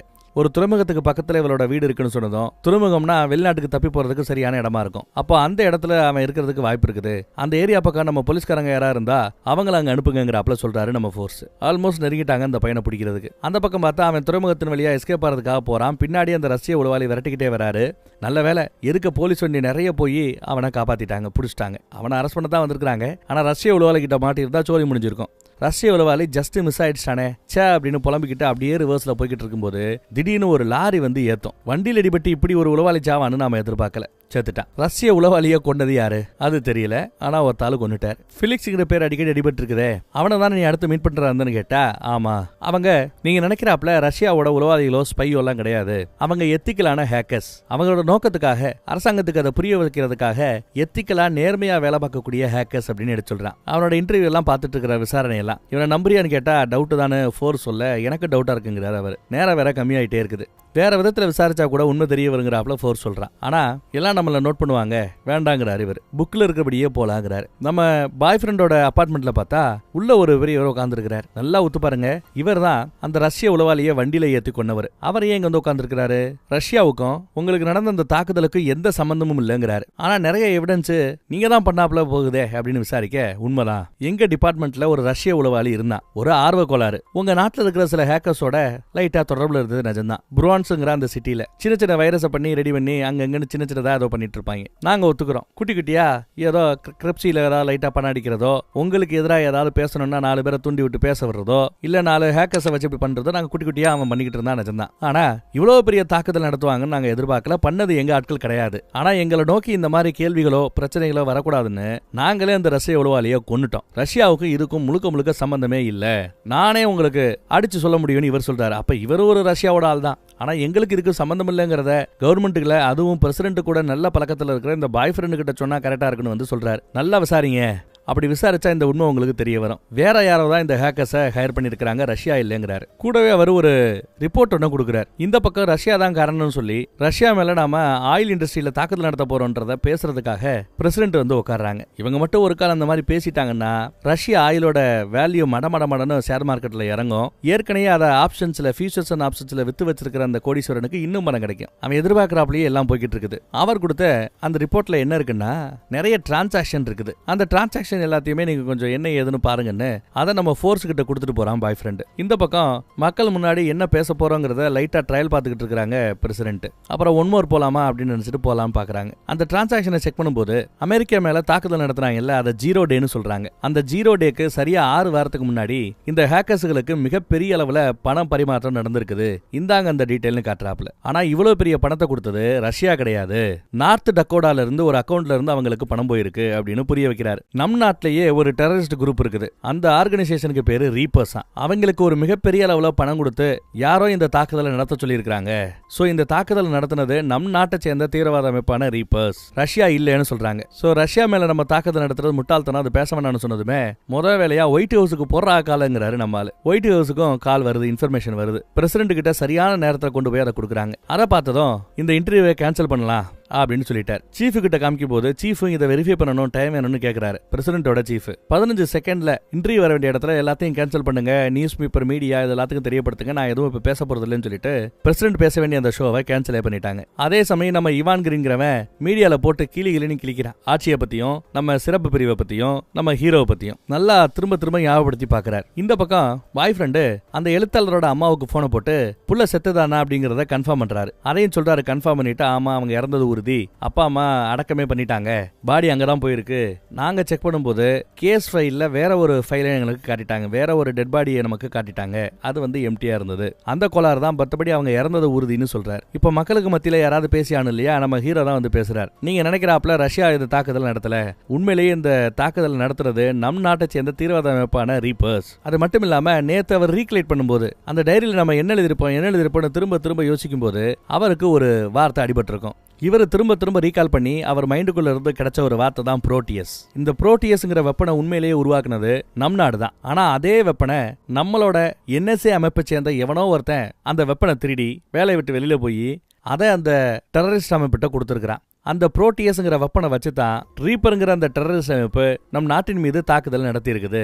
அவங்களுக்கு தக்க பதிலடி கொடுக்கப்படும் மட்டும் இன்றைய சொல்லி முடிச்சுட்டு வந்துட்டார். புரோட்டியஸ்ங்கிற அந்த வார்த்தை அவருக்கு எப்படியோ கிடைச்சிருக்கு, அதை வச்சு பேசியிருக்கிறார். பிரசிடென்ட் அம்மாவும் போனை போட்டு நீ பண்ற எல்லாம் கரெக்டா தான் பண்றேன், நான் நம்புறேன், பார்த்து பண்ணுங்க அப்படின்னு சொல்றாரு. இந்த பக்கம் பார்த்தா சீஃப் கிட்ட வெரிஃபை பண்ண சொல்லி கேட்ட இடத்துல சீஃப் வெரிஃபை பண்ணிட்டு மேபி நம்ம ஹீரோ சொல்றது கரெக்டா தான் இருக்குங்கிறார் சீஃப். ஏன் அப்படி சொல்றீங்கன்னு கேட்க புரோட்டியஸ்னு ஒரு கவர்மெண்ட் ப்ரோக்ராம உண்மையிலேயே நாம நடத்தி இருக்கோம். ஆனா புரோட்டியஸ் அப்படிங்கிறது வேற கதை, அது ஒரு டாப் சீக்ரெட் மேட்டர். அவர் நினைக்கிறாப்ல இது இல்ல அப்படின்னு சொல்லி அந்த ஃபைல் எடுத்து அதிபர் கிட்ட கொடுக்குறாங்க, பிரசிடென்ட் கிட்ட கொடுக்குறாங்க. அந்த புரோட்டியஸ்ங்கிற ப்ரோக்ராம் என்ன ஏதுங்கிறத அடுத்தடுத்த எபிசோடுகளை தான் நமக்கு சொல்லுவாங்கன்னு நினைக்கிறேன். இந்த பக்கம் பார்த்தா அடுத்து நம்ம எவர்கிரீன் எந்திரிச்சு டிடிக்கு வந்து அவன் ஷோ ஆரம்பிக்கிறதெல்லாம் நமக்கு காட்டுறாங்க. அதுலயும் அவன் என்ன ரொம்ப அழகா மேக்கப் எல்லாம் போட்டுறத ராத்திரி ஃபுல்லா நான் உட்காந்து அப்படியே கலைச்சு வேலை பார்த்தாப்புல இருக்கணும், அப்படி கலைப்போடு இருக்கணுங்கிறாப்புல மேக்கப் போட்டு விடுங்கிறாரு. அப்புறம் பேச ஆரம்பிக்கிறாரு. ரீபர்ஸ்னு சம்பந்தமே இல்லாம ஏதோ ஒரு ஆட்டை நமக்கு காட்டுறாப்ல. ரஷ்யா தான் இதுக்கு காரணம்னு பெரிய பெரிய எக்ஸ்பர்ட் எல்லாம் சொல்லிக்கிட்டு இருக்கும்போது ரஷ்யா காரணம் இல்ல நம்ம தான் காரணம்னு நம்ம மேலேயே நம்மளை திருப்பி விடுறாரு. இது ஒரு கண்கட்டு வித்த அப்படி இப்படின்னு எல்லாம் இன்டர்வியூல போட்டு களி ஊத்திட்டு இருக்கிறான். இன்னைக்கு ராத்திரி அவரை பத்தி நிறைய புட்டுநாட்டை நான் வெளியில வெளிப்படுத்துவேன் அப்படிங்கிறாரு. நம்ம வீட்டு கதவை தட்டி நம்ம வீட்டுக்குள்ள வந்து நம்ம வீட்டு பிள்ளைகளை அரெஸ்ட் பண்ணி இழுத்துட்டு போயிட்டு இருக்காரு. இப்படி எல்லாம் இதெல்லாம் நம்ம கேள்வி கேட்க வேண்டாமா அப்படி இப்படின்னு ஏத்தி விடுறா. மக்கள் எல்லாம் ஒரு மாதிரி நம்ம ஹீரோக்கு எதிராக திரும்புறாங்க. அப்புறம் எப்பவும் போல மாத்திரை சாப்பிட்றதுக்காக மாத்திரை எடுத்தவர் இந்த தடவை மாத்திரை சாப்பிடாம மொத்தத்தையும் குப்பையில கொட்டுறாரு. அப்புறம் எப்பவும் போல நீந்திட்டு குளிச்சுட்டு வேலைக்கு கிளம்பி வராரு. இங்க வந்து பார்த்தா இவரோட சீஃப் ஆஃப் ஸ்டாஃப் தான் சீஃபா இப்ப எல்லா வேலையும் பாக்குறாங்க. ஒரு நாளைக்கு 3 ஷிஃப்டா ஆட்களை மாத்தி மாத்தி வேலைக்கு விடணும். 24 மணி நேரம் ரன்னிங்ல இருக்கணும். அப்புறம் காலையிலையும் ஈவினிங்கும் 2 தடவை மீட்டிங் போடணும். அப்புறம் பாஸ் கூட நம்ம மீட்டிங் போடும்போது லீடர்ஸ் எல்லாம் என்ன பேசணுங்கிறத முன்னாடியே ரிஹர்சல் பண்ணி வச்சுக்கிட்டு போய் பேசணும். அவர் முன்னாடி அங்க உட்காந்து ரிஹர்சல் மாதிரி பேசினா அவரோட நேரத்தை நம்ம வீணடிக்கிறாப்ல போயிடும். அப்படி இப்படின்னு நிறைய வேலைகளை பண்றாங்க. அங்க நம்ம ஆளு பாய் ஃப்ரெண்ட் அவளை பார்த்ததும் கட்டி பிடிச்சு விட்டு இந்த தடவையாவது போன தடவை பண்ண தப்ப பண்ணாத அப்படிங்கிறாப்ல சொல்றாரு. ஒரு காலத்துல அஃபேர்ல இவங்களும் நம்ம ஹீரோவும் இருந்திருப்பாங்க போல, அதைத்தான் சுட்டி காட்டி பேசுறான். இப்ப பாஸ் கூட யாராவது பேசிட்டு இருக்கலாம்னு கேட்டா சீஃப் பேசிக்கிட்டு இருக்கிறதா சொன்னதும் ஐயோ அந்த ஆளு எப்ப இங்க வந்தாருங்கிறாப்ல இவங்க போறாங்க. அதே சமயம் உள்ள பார்த்தா பாஸ் கூட நம்ம ஹீரோ கூட அதிபரோட பிரசிடென்ட்டோட சீஃப் வந்து பேசுறார். நீங்க ரீபர்ஸ் மேல போற ரூட் கரெக்ட் தானா அப்படிங்கிறாப்ல பேசுறார். மேபி ரீபர்ஸ் அப்படிங்கிற அந்த அமைப்பு இந்த சண்டையில லைட்டா பயன்படுத்தப்பட்டு இருக்கலாம். ஆனா அவங்க தான் மூளையா இருப்பாங்களாங்கிறது எங்களுக்கு சந்தேகமா இருக்குங்கிறாப்ல. அது மட்டும் இல்லாம அப்புறம் புரோட்டியஸ் பத்தி ஏன் நீ தேவையில்லாம பேசுறீங்க? நீங்க நினைக்கிறாப்ல புரோட்டியஸ் இதுக்கு ஒரு வெப்பனா பயன்படுத்த வாய்ப்பே இல்ல. புரோட்டியஸ்ங்கிறது கம்ப்ளீட்டா வேற. அதை நீங்க இங்க சொல்லி எங்களை மிரட்டணும் அப்படின்னு நினைச்சீங்கன்னா அது வேலைக்கு ஆகாது, பாத்துக்கங்க அப்படின்னு பேசி முடிக்கல. அதுக்குள்ள நம்ம சீஃப் ஆஃப் ஸ்டாஃப் வந்து பாஸுக்கு ஒரு மீட்டிங் இருக்கு, கிளம்பணும் பாஸ் அப்படின்னு வந்து நிக்கிறா. நாங்களும் மீட்டிங் முடிச்சிட்டோன்னு சீஃப் கிளம்புறாரு. இனிமே யார் இதுக்குள்ள போறதாலும் சரி என்கிட்ட தெரியப்படுத்தணும், நான் விட்டாதான் உள்ள போகணும் பாத்துக்கன்னு அங்க இருக்கிற பிஏ கிட்ட சொல்ல அவளும் சரின்னுவா. அப்புறம் நம்ம பாய் ஃப்ரெண்டு ஹீரோ கூட தனியா பேசுறான். நான் அந்த அப்பா அம்மாட்ட பேசினேன், அந்த எழுத்தாளரோட அப்பா அம்மா இறந்து போனது தான் புள்ளதான அடிச்சு சொல்றாங்க அப்படிங்கிறாரு. ஆனா அதெல்லாம் பத்தாது, அடக்கம் பண்ணியே முடிச்சாலும் தோண்டி எடுங்க, அந்த பணத்தை நீ நேர்ல பார்க்கணும், டிஎன்ஏ டெஸ்ட் கூட எடுங்க, அவதான் செத்தாங்கிறத கன்ஃபார்ம் பண்ணணுங்கிறாரு. இவனும் சரின்னு கிளம்புறான். அதுக்கு பிறகு நியூஸ்ல பார்த்தா ரீபர்ஸ் பின்னாடி இப்படி நாம போறது சரியா, மேபி நம்ம ஹீரோ போறது கரெக்டா இருக்கலாம்னு ஒருத்தி பேசுவா. மித்த நியூஸ் பேப்பர்ஸ்ல எல்லாம் லைட்டா அந்த எவன் கிரீன் பேசிட்டு இருக்கிறான் பாத்தீங்களா, போற ரூட் தப்புன்னு, அப்படி போறதுக்கு வாய்ப்புங்கிறாப்ல லைட்டா பிளேட் திரும்புது. அந்த பக்கம் பார்த்தா தன்னோட ஆபீஸ்ல தனக்கு முன்னாடியே வந்து எதிர்க்கட்சி தலைவர் சபாநாயகர் உட்கார்ந்துட்டு இருக்கிறாரு. சொல்லாம கொள்ளாம வந்திருக்கீங்களா விசாரிப்பா. பாரு நீ ஒரு பெரிய ஆளோட புள்ளையா இருந்த, இன்ஃபுளுசஸ் இந்த இன்ஸ்டால எல்லாம் பார்த்தேன்னா உன்னோட சப்ஸ்கிரைபர்ஸ் எல்லாம் அதிகமா இருந்தது, அவ்வளவுதான் அப்படின்ற இடத்துல உன்னோட திறமையை பார்த்து உன்னை எதிர்க்கட்சியில சேர்த்து உன்னை மேயர் ஆக்குனதுனா, உன் திறமையை எடை போட்டதுனா, இப்ப கூட அந்த சிறப்பு பிரிவை கண்காணிக்கிற கமிட்டியோட தலைவரா உன்னை போட்டேன். ஆனா என்ன வேலை பார்த்துட்டு இருக்கிற, இன்னும் அந்த கவனிக்கிற வேலையை நீ பார்க்கல, அதை நீ கரெக்டா பார்க்கணும், அவங்க என்ன மாதிரி போறாங்க, என்ன ஆதாரத்தை வச்சு போறாங்க, இதையெல்லாம் நீ தெரிஞ்சுக்கணும் அப்படி இப்படின்லாம் பேசுறாரு. அவளும் சரி சரி சரின்னு தலையாட்டிட்டு இருப்பா. ரஷ்யா மேல திசை திருப்பணுங்கிறாப்ல கோடீஸ்வரன் போட்ட அந்த உத்தரவை நம்ம பாய் ஃப்ரெண்டு மீறி இருப்பான்ல, அதுக்காக மெசேஜ் போடுறான். இல்ல நான் முயற்சி பண்ணேன், ஆனா பிளேட் தாறுமாறா திரும்பி ரீபர்ஸ் பக்கம் போயிடுச்சுன்னு மெசேஜ் போடுறான். விடாம மெசேஜ் போட்டுட்டு இருக்கிற, ரிப்ளையே பண்ண மாட்டேங்கிறீங்க, கால் பண்ணுங்கன்னு மெசேஜ் போடுறான். இன்னும் காலோ ரிப்ளையோ அந்த கோடீஸ்வரன் கிட்ட இவனுக்கு வரல. ஆனா பதிலுக்கு ஒரு PDF ஃபைல் ஒன்னு வருது. அதை ஓபன் பண்ணி பார்த்தா அவர்கிட்ட இருந்து இவன் நிறைய பணம் வாங்கியிருக்கான் போல. எந்த டேட்ல எவ்வளவு பணம் வாங்கினான்னு எல்லா டீட்டெயிலுமே அதுல இருக்குது. லைட்டா மிரட்டுறாரு. அதே சமயம் அந்த பொண்ணு இவனுக்கு போனை போட்டு என்ன நடக்குதாங்க, நான் கமிட்டியோட தலைவருங்கிற முறையில அவங்களை கண்காணிக்கணும், அப்பாவை பார்க்கணும், ஒரு மீட்டிங் அரேஞ்ச் பண்ணணும்னு சொல்ல என்கிட்ட எதுக்கு பேசுற, அந்த சீஃபுக்கு கால் பண்ணுன்னு சொல்றேன். சீஃபா எவ அப்படின்னு விசாரிச்சா எல்லாம் உங்க அப்பா கூட முன்ன பின்ன இருந்தால அவதானு சொன்னதும் இவளுக்கு இன்னும் கோவம் வருது. முத வேலையை அம்மாவுக்கு போன போட்டு எப்படி அந்த பொம்பளைய மறுபடியும் வேலைக்கு சேர்த்தீங்க அப்படின்னு சத்தம் போடுறா. பாரு, அவங்க நம்ம அப்பா கூட இருக்கிறது உனக்கோ எனக்கும் வேணா பிடிக்காம இருக்கலாம், ஆனா நம்ம அப்பா கிட்ட இருந்த சீஃப் ஆஃப் ஸ்டாஃப்லயே ரொம்ப சிறந்த திறமையான ஆளுனா அவதான், நாட்டுக்கு அவ தேவைங்கிறாப்ல பேசுறாங்க. அப்ப மறுபடியும் அவங்க முன்னப்பட இருந்தா பரவாயில்லையா அப்படின்னு கேட்டு போனை கட் பண்றா. ராத்திரி ஏதோ ஆதாரத்தை ரிலீஸ் பண்றேன்னு சொன்னாங்கல்ல, அதுல ஒரு லேடியை பேச விட்டுருப்பாங்க, ஒரு அம்மா. அந்த அம்மா என்ன சொல்லுதுன்னா, தன்னோட வீட்டுல இருக்கிற சாதாரண சின்ன பையன் விளையாண்டுட்டு இருக்கிற பையனை போய் அரெஸ்ட் பண்ணிட்டு போயிட்டாங்க, இது எந்த விதத்துல நியாயம், சட்டம் இதெல்லாம் இல்லையா, இதெல்லாம் கேள்வி கேட்க மாட்டீங்களா அப்படி இப்படின்னு பேசி உணர்ச்சி சொல்றாங்க. நம்ம ஹீரோ அதை பார்த்துட்டு எது சின்ன பையனை கடத்திருக்கமா, கொஞ்சம் டீட்டெயிலா விசாரிச்சு சொல்லு அப்படின்றாரு அவர். உடனே நம்ம ஃபோர்ஸும் சரிங்கிறாப்ல. அதுக்குள்ள எவன் கிரீன் ஷோல போட்டு கிளி கிளி கிளின்னு நம்ம அலை கிளிக்கிறான். அப்படியே ஃப்ளோல இந்த தாக்குதல்லாம் நடக்கிறதுக்கு முன்னாடியே ஒட்டுமொத்த ஷேரையை வித்து கரெக்டான இடத்துல எக்ஸிட் ஆனவர் பங்குச்சந்தையிலன்னு பார்த்தா அந்த கோடீஸ்வரர் ராபர்ட் லிண்டன். அவர் தன்னோட சொகுசு கப்பல்ல ஜாலியா என்ஜாய் பண்ணிட்டு இருக்காரு. அவருக்கு சொந்தமான அந்த பங்களா இதெல்லாம் போட்டு காமிக்கிறார். இவருக்கு சின்ன பசங்கன்னா ரொம்ப பிடிக்குமா, சின்ன பசங்களையே பார்த்து ரசிச்சுட்டு இருப்பாராம். இந்த மாதிரி கேரக்டரையும் அசாசினேஷன் பண்ணி அந்த எவான் கிரீன் பேசியிருக்கிறார். கரெக்டா தாக்குதலுக்கு முன்னாடி இவர் ஸ்டாக் எல்லாம் வித்து செட்டில் பண்ணிருக்காரு. இவங்க கிட்ட எல்லாம் விசாரிக்க மாட்டாங்க, கோடீஸ்வரன் கிட்ட எல்லாம் போக மாட்டாங்க, சாதாரண மக்களை வந்து தான் பிடிப்பாங்க அப்படி இப்படின்னு போட்டு எடுத்து எல்லாம் பின்னாடி பேசி தள்ளி இருக்கிறான் எவான் கிரீன். இவருக்கு பயங்கர கோபம் வருது அவன் மேல. அதே சமயம் பொண்ணு இவனை பாக்குறன்றதுக்காக உள்ள வந்துடுறா ஹீரோவை. அதுவும் தனகிட்ட சொல்லாம கொள்ளாம உள்ள போறாளா, சீஃபால ஒண்ணும் பண்ண முடியல. சரி வந்துட்டாலேன்னு உட்கார வச்சு நம்ம ஹீரோவும் பேசுறாரு. உன் கமிட்டில 12 பேர் இருக்காங்க, 12 பேருக்கு தலைவியா இருக்கிறேன்னா பெரிய பொறுப்பு, வாழ்த்துக்கள்ங்கிறாங்க. வந்தது இவ அவளை எதுக்கு வேலைக்கு சேர்த்தங்கிறாப்ல பேச, நீ பர்சனலா வந்தியா இல்ல கமிட்டியோட தலைவரா வந்தியான்னு கேட்டதும் கமிட்டியோட தலைவரா தான் வந்தேன், உங்களை கண்காணிக்கிறதா எங்களோட வேலை, ஆனா கண்காணிக்கிறதுக்கு ஏத்தாப்புல நீங்க எந்த ஒன்று ஆதாரத்தையும் எங்க கிட்ட கொடுக்கல, எங்களை உள்ளேயே நீங்க வச்சுக்கல, நீங்க எந்த ஆதாரத்தின் அடிப்படையில ரீபோர்ஸ் நோக்கி போறீங்க, ஏதாவது ஆதாரம் இருந்தா காட்டுங்க அப்படி இப்படின்னு கேட்க ஆரம்பிக்க, இங்க பாரு நான் எந்த கமிட்டிக்கும் ஆதாரத்தை கொடுக்கறதுக்கு தயாராக இல்ல, போய் மேலிடத்துல என்ன பண்ண முடியுமோ போய் பண்ணிக்க பேசிக்க, ஆனா நான் போற ரூட் சரிதாங்கிறாப்ல இவர் பேசுவார். ரொம்ப திமிரா நடந்துக்கிறீங்கன்னு சொல்லிட்டு கிளம்புவா. அந்த பக்கம் பார்த்தா ஏற்கனவே சொன்னாப்ல அந்த எழுத்தாளரோட பாடியை தோண்டி எடுத்து அவதான் செத்துருக்காங்கிறத இவர் ஒரு தடவை பார்த்து கன்ஃபார்ம் பண்ணி, அது மட்டும் பத்தாதுன்னு டிஎன்ஏ டெஸ்ட் வர எடுக்க சொல்றாரு நம்ம பாஸ் ஹீரோ. எல்லாத்தையும் முடிச்சுட்டு அவன் வெளியில வரும்போது நம்ம ஹீரோவை முத ஒரு ஸ்பை பார்த்து டீட்டெயில் சொல்லலாம் பாத்தீங்களா, இந்த ஹேக்கர்ஸை பத்தி எல்லாம் ஒரு கதை சொல்லியிருப்பாரு. அதைத்தான் டைரியில எழுதும் போது ஏதோ ஒரு பாட்டு எழுதி வச்சு தப்பா குழப்பி விட்டாரு. அந்த ஸ்பை இன்னும் இருக்கிறார், அந்த உளவாளி இங்கேயே தான் இருக்கிறார். நம்ம பையில பார்த்து இங்க பாரு இவர் போற ரூட் தப்பு, ஆக்சுவலா அவர் என்ன சொல்லியிருப்பாருன்னா ரஷ்யா மேல வாய்ப்பு இருக்குது, ரஷ்யா அதெல்லாம் பண்ணிருக்க வாய்ப்பு இருக்குங்கிறாப்ல அன்னைக்கு மீட்டிங்ல சொல்லியிருப்பார். ரஷ்யாவை நோக்கி தான் உங்களோட இன்டர்வியூ போயிருக்கணும், உங்களோட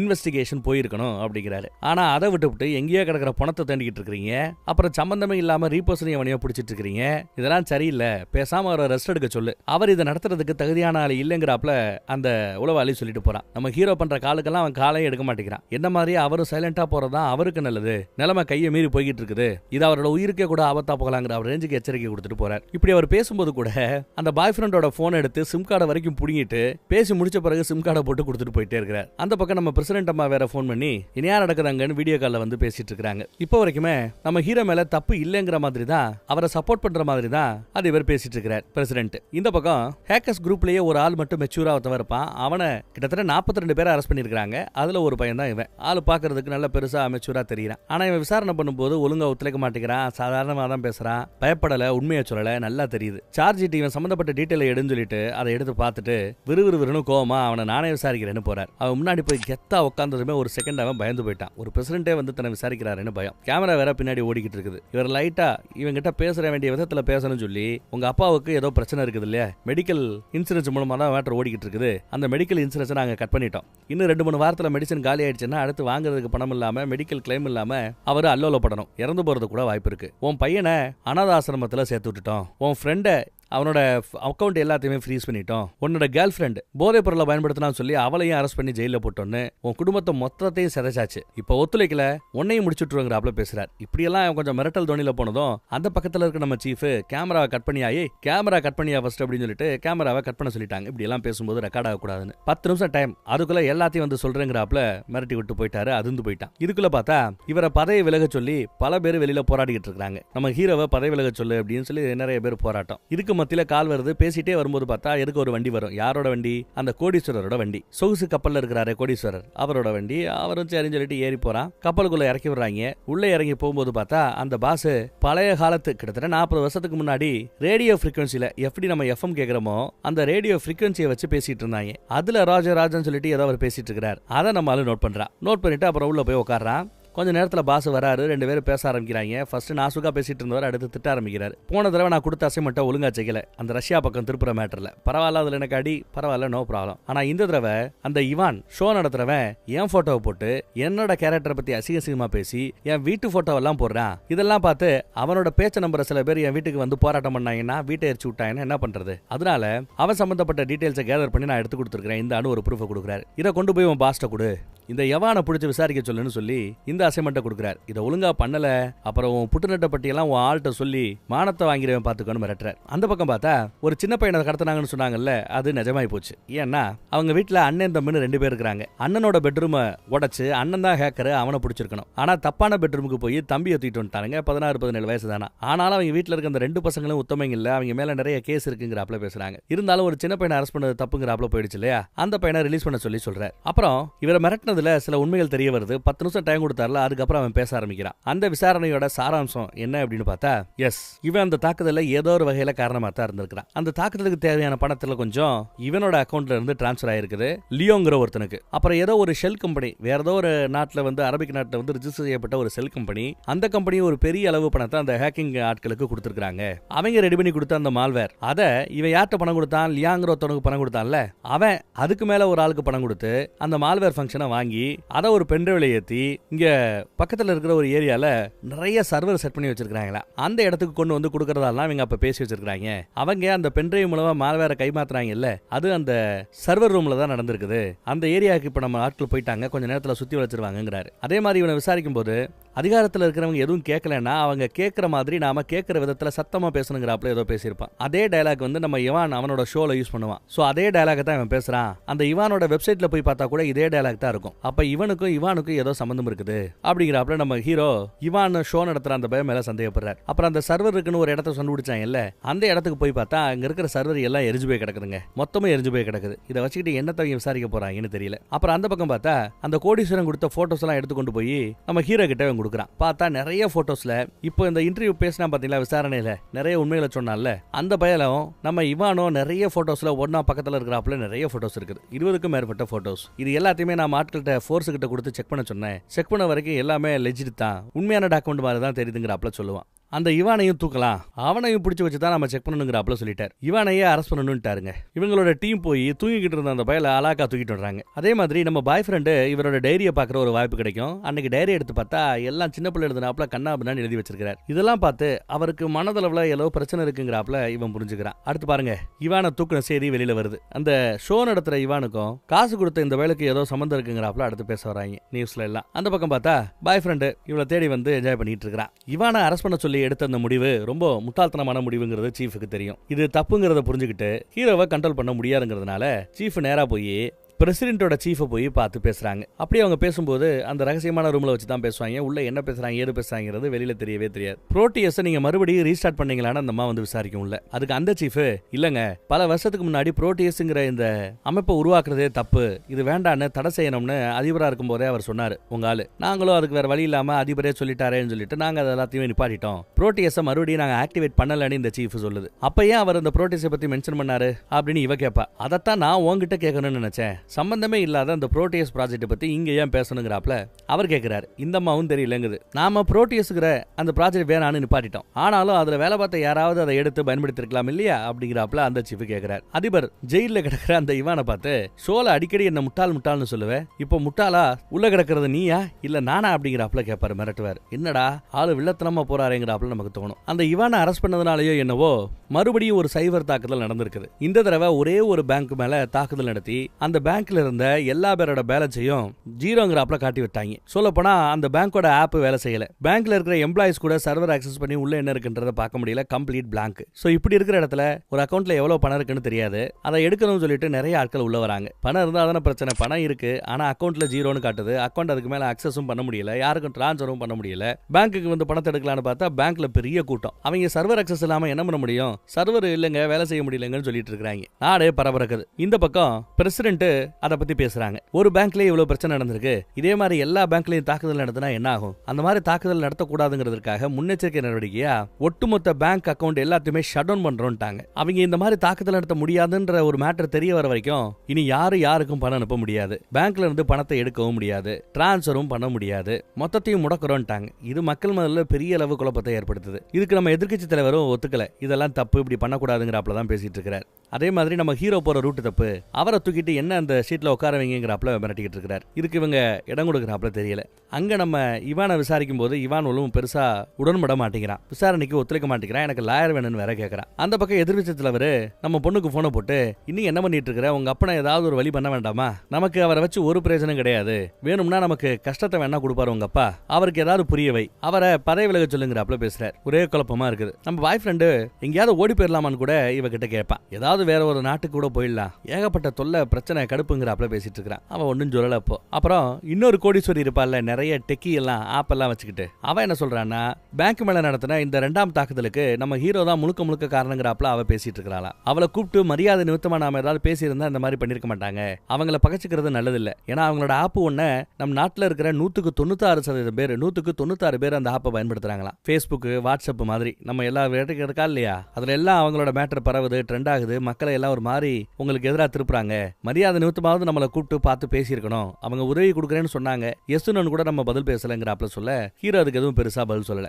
இந்த பக்கம் விசாரிச்சு பார்க்கும்போது வக்கீல் வேணும்னு கேட்டாங்க, இல்ல வக்கீல கொடுத்தாச்சு. அந்த வக்கீல் என்ன சொல்றாங்கன்னா, இந்த அமைப்போட அதிகாரம் பயங்கரமா இருக்குது, அவங்க உன்னை எத்தனை வருஷம் வேணாலும் உள்ள வச்சுக்கலாம், கோர்ட்ல கூட உன்னை ஆஜர்படுத்தணும்னு அவசியம் இல்ல, நிலைமை கையமீறி போகுது, அதனால அவங்க கேட்கறதுக்கு ஒழுங்கா பதில் சொல்லு, அவ்வளவுதாங்கிறாப்ல வக்கீல் கையை விரிச்சிட்டார். அதே சமயம் நம்ம சீஃப் ஏதோ ஒரு வீட்டுக்கு போய் கதவை தட்டுறாங்க. இவர் ஒரு காலத்துல அந்த புரோட்டியஸ்ங்கிற அந்த கவர்மெண்ட் நடத்தின சீக்ரெட் மிஷன்ல இருந்தவர், ஒரு சயின்டிஸ்டா இருந்தவர். அவர்கிட்ட போய் அந்த புரோட்டியஸ்ங்கிற வெப்பன் என்ன மாதிரி கேட்க, அது ஒரு பயோ வெப்பனா, மித்த நாடுகள் நம்ம நாட்டின் மீது ஒரு பயோ வார தொடுத்தாங்கன்னா நாம பதிலுக்கு தாக்குதல் நடத்துறதுக்குன்னு நாங்க ரெடி பண்ணது, ஆனா இந்த மாதிரி பயோ வெப்பனை பயன்படுத்துறது தப்புன்னு சொல்லி அது வேண்டான்னு சொல்லி நம்ம பாஸ் அதை தடை பண்ணிட்டாரு. ஹீரோ அதிபரா இருக்கும் போதே நாங்க பண்ணி வச்சிருந்த ஆராய்ச்சி எல்லாம் அப்படியே நின்று போச்சு. சரிப்பா, அந்த புரோட்டியஸ்ங்கிற அந்த வெப்பன் என்னப்பா பண்ணும் அப்படின்னு கேட்டா, ஒரு ஆள் உடம்புல செலுத்திட்டோம்னா அவங்கள மனத்தளவுல அது குழப்புமா, இல்லாததை இருக்கிறாப்ல காட்டுமா, ஏதாவது மனசுல ஏதாவது ஒன்று வைக்கணும் எழுதணும் அப்படின்னு நினைச்சா கூட அதுக்கு பதிலாக சம்பந்தம் இல்லாததை எழுத வைக்குமா, நிதானத்தை இழப்பாங்களாம், கொஞ்சம் கொஞ்சமா பைத்தியமாவாங்களாம். இப்படியெல்லாம் சொன்னதும் கிட்டத்தட்ட இந்த எல்லா சிம்டம்ஸுமே நம்ம ஹீரோ கிட்ட இருக்குங்கிறதுனால அவர் மேல யாராவது இந்த புரோட்டியஸ் தாக்குதல் நடத்தி இருக்கலாம், இவங்க ரெடி பண்ண அந்த பயோ வெப்பனை நம்ம ஹீரோக்கு எதிராக பயன்படுத்தி இருக்கலாம்ங்கிறாப்ல சீஃப் நினைக்கிறாங்க. நமக்குமே அந்த எண்ணம் வர்த்தனை செய்து மக்கள் போராட்டமும் கொஞ்சம் கொஞ்சமா கூடிக்கிட்டே போகுது. வீதி வீதியா போய் சத்தம் போட ஆரம்பிக்கிறாங்க. மக்களை சமாளிக்கிறதுக்காக ராணுவத்தையும் உள்ள இறக்க வேண்டியதா போச்சு. அவ்வளவு கையை மீறி போய்கிட்டு இருக்கு நிலைமை. நம்ம ஃபோர்ஸே வந்து விசாரிக்கும் போது கூட பெருசா ஒன்றும் கிடைக்கல. இவனை அரெஸ்ட் பண்ற சமயத்துல இவன் வீட்டுல இருந்த ஹார்ட் டிஸ்க் ஒன்ன இவன் கரெக்ட் பண்ணி விட்டானா. அந்த ஹார்ட் டிஸ்கை ரெக்கவரி பண்ண முடியல இப்போ வரைக்கும். ஏன் அவசரப்பட்டு ஹார்ட் டிஸ்கை ஃபார்மேட் பண்ண, நாங்க பார்க்க கூடாத ஏதோ ஒன்னு அதுல போய் இருக்குது இல்ல, அதை நாங்க ரெக்கவரி பண்ணிடுவோங்கிறாப்ல நம்ம ஃபோர்ஸ் எடுத்து சொல்லுவாரு. இவன் அதை பெருசா ஒன்றும் கண்டுக்கல. கட் பண்ணா சீஃப் அந்த சயின்டிஸ்ட் சொன்ன எல்லாத்தையும் தெரிஞ்சுக்கிட்டு நம்ம ஹீரோ கிட்ட வந்து அந்த மாதிரி பயோ வெப்பனை பயன்படுத்துறாங்கன்னா என்னெல்லாம் நடக்குங்கிறத எழுதி வச்சிருக்காங்க, சிம்டம்ஸ் என்னென்னு அதை படிச்சு பார்த்துட்டு இதுல இருக்க சிம்டம்ஸ் எல்லாமே என்கிட்ட இருக்குது. அப்ப என்ன சொல்ல வர, புரோட்டியஸ்ங்கிற அந்த பயோ வெப்பனை என் மீது யாரோ தனிப்பட்ட வகையில பயன்படுத்தி இருக்காங்களா அப்படின்னு அவர் கேட்கிறாரு. மேபி இருக்கலாங்கிறாப்ல இந்த அம்மா சொல்லும். இல்ல வயசாறதுனால எனக்கு யதார்த்தமா வரக்கூடிய பிரச்சனைகள் கேட்டா அதுக்கு பதில் இல்ல. அதே சமயம் அந்த பக்கம் பார்த்தா நம்ம பாய் ஃப்ரெண்டு அந்த கோடீஸ்வரன் ஏதோ ஒரு ரேடியோ ஃப்ரீக்வன்சில வேலை பார்த்துக்கிட்டு இருந்தால, அந்த ரேடியோ பெட்டியில ஆன் பண்ணி பார்க்கும்போது அது ஒரு ஃப்ரீக்வன்சில போய் நிற்கும். இந்த 98.3ங்கிற மாதிரி ரேடியோ மிர்ச்சி 98.3 தானே, அந்த மாதிரி இதுல ஏதோ ஒரு ஃப்ரீக்வன்சில போய் நிற்கும் 1140. அப்ப இந்த ஃப்ரீக்வன்சில தான் அவங்க பேசிக்கிறாங்கிறது நல்லா தெரிஞ்சு போச்சு. எதிர்க்கட்சி தலைவரோ நம்மால ரிசைன் பண்ணணும்னு போராடிக்கிட்டே இருக்கிறார். அந்த பதவியை தனக்கு கொடுங்கிறாப்ல பிரசிடென்ட்டுக்கு பிரஷர் கொடுத்துக்கிட்டே இருக்கிறார். இப்போ ஆளுங்கட்சி எதிர்க்கட்சின்னு ரெண்டு பக்கம் சப்போர்ட்லயும் மேஜர் சப்போர்ட் எனக்கு தான் இருக்குது அப்படின்னு தனக்கு பதவி வேணுங்கிறாப்ல பேசிட்டு இருக்கிறார். அந்த பக்கம் பார்த்தா அந்த 1140ங்கிற ஃப்ரீக்வன்சில இவன் ஒரு புது ரேடியோ பெட்டியை வாங்கி அந்த ஃப்ரீக்வன்சியை வச்சு அதுல யாராவது பேசுறாங்களா என்னன்னு கண்காணிக்க ஆரம்பிக்கிறான். ரொம்ப நேரமா காத்துட்டு இருக்கிறான், ஏதாவது உண்மையில வருமா அப்படின்ட்டு. வெளியில பார்த்தா எவான் கிரீனை ரிலீஸ் பண்ண சொல்லி நிறைய போராட்டம் நடக்குது, அதுவும் நம்ம ஹீரோ வீட்டுக்கு வெளியிலேயே. அந்த பக்கம் பார்த்தா யாரோ தொப்பி போட்ட ஒருத்தவனா காட்டுறாங்க. அவன் புதுசா ஒரு போனு ஒரு சிம் கார்டு வாங்கி அதுல இருந்து ஏதோ ஒரு நம்பருக்கு காலை போட்டு அடுத்து அந்த சிம் கார்டையும் போனையுமே பிச்சு குப்பையில போட்டு போறான். ஃப்ரீக்வன்சில அவங்க ஏதோ பேசுறாங்க. அந்த தொப்பிக்கார ஏதோ கோடு வேர்டுல ரேடியோல இந்த ஃப்ரீக்வன்சில ஏதோ பேசிட்டு இருக்கிறான். அடுத்த அப்டேட் நவம்பர் ஈகோ 1-2000 அப்படிங்கிறாப்ல எழுதிட்டு இருக்கிறான். அடுத்து என் ஹெல்ப் எடுத்துக்கங்கன்னு ஒரு டெக்கி ஒருத்தி சொன்னா இல்ல கோடீஸ்வரி, நிறைய ஆப் வச்சிருக்கவ, அவளை வேற வழி இல்லாம கூப்பிடுறாங்க. கொஞ்சம் கூப்பிட்டு உட்கார வச்சு தனக்கு எதிராக அந்த அம்மா செயல்படாம இருந்தா கரெக்டா இருக்குமே உட்கார வச்சு பேசலான்னு பார்த்தா அந்த அம்மா திமிராவே பேசிக்கிட்டு இருக்கோம். நம்ம ஹீரோக்கும் அவங்களுக்கும் சுட்டு போட்டாலும் ஒத்து வரல. நல்லது செய்யணுங்கிற நல்ல எண்ணம் மட்டும் இருந்தா பத்தாது, அதை செய்யற அளவுக்கு திறமை இருக்கணும், அது உங்க டீம்ல இல்லைன்றாப்ல பேசிட்டு இருக்கா. இப்ப மொத்தமும் கொலாப்ஸ் ஆகி போய் கிடக்குது. இப்படி எல்லாம் பேச ஆரம்பிக்கிறா.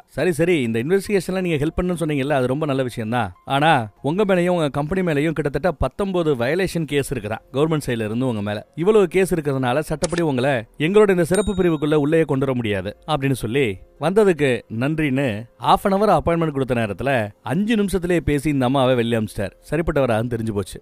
அந்த அம்மா இன்னும் நிறைய பேரை தூண்டி விடுது இவங்களுக்கு எதிரா. அவரை வேலையை விட்டு தூக்குங்க, அது இதுன்னு ஏகப்பட்ட பேர் பிரச்சனை பண்றாங்க. பெரிய கலவரமாகிட்டு இருக்கு. ராணுவத்தாலையும் பெருசா எதுவும் செய்ய முடியல. இணையா பண்ணிட்டு இருக்கிறேன்னு வேற பிரசிடென்ட் போன் பண்ணி திட்டிட்டு இருக்காங்க. இப்போ அந்த எவான் கிரீனை பிடிச்சி வச்சிருக்காங்கல்ல, அதுதான் பெரிய தலைவலி. ஒரு நியூஸோட ரிப்போர்ட்டர், பெரிய ஆளு, அவரை போய் பிடிச்சி வச்சிருக்கிறாரு அப்படிங்கிறது பெரிய சிக்கல் தான். ஆனா அவரை கேட்கிற விதத்துல கேட்டோம்னா உண்மை கிடைக்குங்கிறாப்ல ஃபோர்ஸ் சொல்ல சரி அதை பயன்படுத்தலான்னு இவரும் ஒத்துழைக்கிறார். ஆனா நம்ம சீஃப் இல்ல, இது தப்பு, இப்படி செய்யக்கூடாது, புக்கு படி தான் நம்ம போகணும் அப்படின்னு சொல்றா. ஆனாலும் அவர் கேட்கல. எதிர்க்கட்சி தலைவரோ வெளியில பேசிக்கிட்டே இருக்கிறாரு. தொடர்ந்து மக்களை தோண்டி விடுறாப்ல. இந்த சிறப்பு பிரிவுல இருக்கிற ஆளு சரியில்லை, சிறப்பு பிரிவு கரெக்ட், ஆளு தான் சரியில்லை, ஆளை தூக்கணும் வைக்கணுங்கிறாப்ல பேசுறாரு. அந்த பக்கம் நம்ம ஹீரோ இன்னைக்கு ஒரு மாதிரி ஆயிட்டான். ரேடியோ ஃப்ரீக்வன்சில ரகசியமா அந்த கோடீஸ்வரன் கூட, அப்புறம் அந்த சிம் கார்டெல்லாம் மாத்தி போட்டு ஒருத்த வேலை பார்க்கறான்ல, அவன் பேசுறது வைக்கிறது கூட்டி கழிச்சு பார்த்தா அவங்க தான் இந்த நாட்டோட மிகப்பெரிய இந்த தாக்குதலுக்கு காரணமானவங்கிறாப்ல தெரியறதுனால நிறைய சரக்கடிச்சிட்டு ஒரு மாதிரி பிஹேவ் பண்றான் நம்ம பாய் ஃப்ரெண்டு. இப்ப கூட பாருங்க, அதை பத்தாதுன்னு இன்னும் சரக்கடிக்கிறான். பக்கத்துல கண்ணாடி போட்டு ஒருத்தர் உட்கார்ந்து இருக்கிறாருல, அவர் யாருன்னா அந்த கோடீஸ்வரோட ஆளு. அவன் இப்போ என்ன பேசுறான்னா, அடுத்து நீ எங்களுக்காக என்ன செய்யணும் அப்படிங்கறத பேசுறான். அவங்க சொன்னபடி இவன் பேசுனது என்ன நடந்து போச்சு பாருங்களேன். எவான் கிரீனை விசாரணை பண்ணணும், பிடிச்சி உள்ள போடு, அப்படி இப்படின்லாம் சொன்னது யாரு? அந்த கோடீஸ்வரன். ஏன்னா தன்னை பத்தியும் தான் வீட்டு போட்டோவெல்லாம் போட்டான்னு பழி வாங்கணும்னு நினைச்சாரு. இவன் மூலமா இவான் கிரீன் அப்படிங்கிற அந்த ரிப்போர்ட்டரும் இவங்க சந்தேகப்பட்ட ஒருத்தவனும் சேர்ந்து எடுக்கிறாப்புல 20க்கும் மேற்பட்ட போட்டோஸ் இருந்ததுல, அதையெல்லாம் கொடுத்தது அவர் தான்.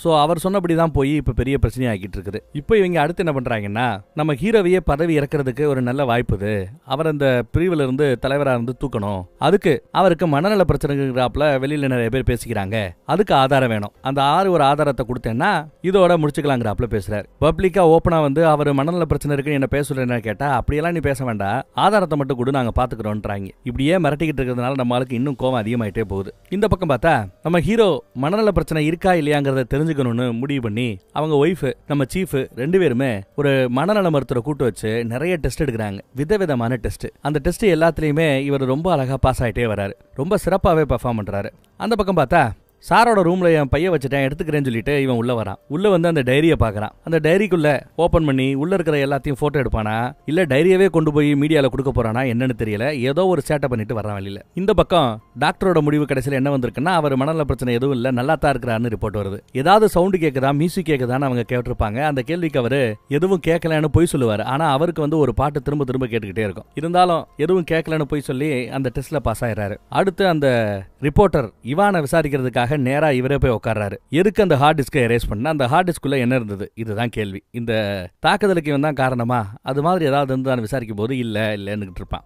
வாயில ஒரு பிளாஸ்டிக் கவரை போட்டு மூச்சு விட முடியாம இறுக்கி பிடிக்கும் போது அவன் திணற ஆரம்பிக்கிறான். இப்ப பயத்துல இல்லங்க, நிறைய பேர்கிட்ட நான் வந்து நியூஸ்ல ஏதாவது சொல்லணும் வைக்கணும்னா, ஒரு ஆளை திட்டணும்னாலே காசு வாங்கிட்டு திட்டுவான் போல. அந்த காசெல்லாம் டேபிள் கடியில தான் வாங்கியிருப்பான். கணக்குல எதுவும் வராதது.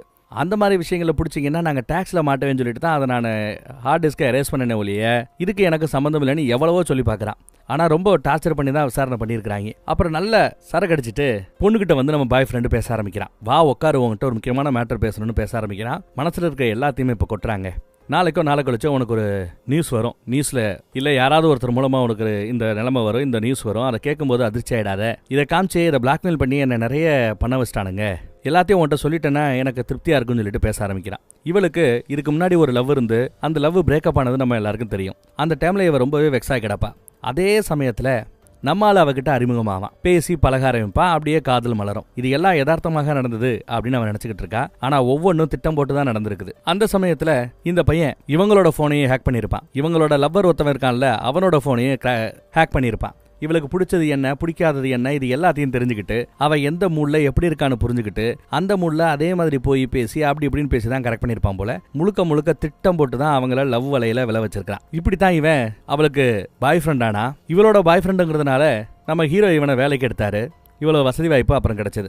அப்புறம் சில பேர் காசு கொடுத்து சில வேலையில செய்ய சொன்னாங்க, அதையும் நான் செஞ்சிருக்கிறேன்னு எல்லாத்தையும் சொன்னதும் அவ செம காண்டாயிட்டா. இவன் அப்புறம் தன்னோட அப்பார்ட்மெண்ட்டுக்கு வந்துட்டான்.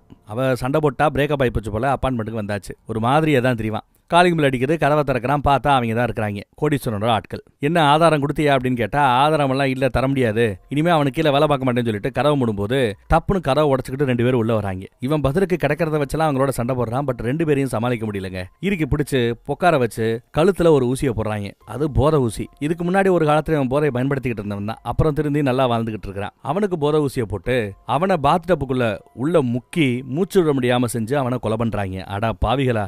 ஆனா வெளியில பார்க்கும்போது போதை அதிகமாகி தான் தண்ணிக்குள்ள விழுந்து செத்து போயிட்டாங்கிறாப்ல. கேஸை முடிக்கிறதுக்காக இப்படி பிளான் பண்ணி பண்ணிட்டானுங்க.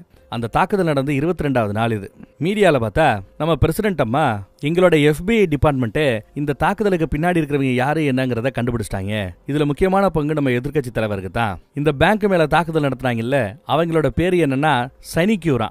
ஆக்சுவலா நாம ஸ்டார்டிங்ல என்ன நினைச்சிட்டு இருந்தோம், ஒரு பேங்க் மேல தாக்குதல் நடத்தது இல்ல, அதை நடத்தினது 0 டே தாக்குதல் நடத்தின அந்த ஹேக்கர்ஸ் நினைச்சிட்டு இருக்கிறோம். அதுதான் இல்ல, இவங்க புதுசு சைன்கியூர்னு ஒருத்தவங்க. அந்த அமைப்பை சேர்ந்த ஒருத்தவன் அப்ரூவ் ஆகி நானே அதை சரி பண்றேன் அப்படின்னு நம்ம கிட்ட இம்யூனிட்டி கேட்டு வந்திருக்கான். அவன் மூலமா இந்த பேங்க் பிரச்சனையை நாங்க சரி பண்றோம். ஒன்ஸ் அந்த பேங்க் பிரச்சனை சரியாகி முடிஞ்சதுமே இப்ப நாங்க முடக்கத்துல வச்சிருக்கிற எல்லா பேங்கையுமே ஓபன் பண்ணி விட போறோம்னு சொல்றாங்க. அப்புறம் டீடைலா நம்ம எதிர்க்கட்சி தலைவர் பேசுவாருன்னு அவரையும் பேச விட அவர் பேசி நல்ல ஒரு ஸ்கோர் பண்ணிட்டே இருக்கிறாரு.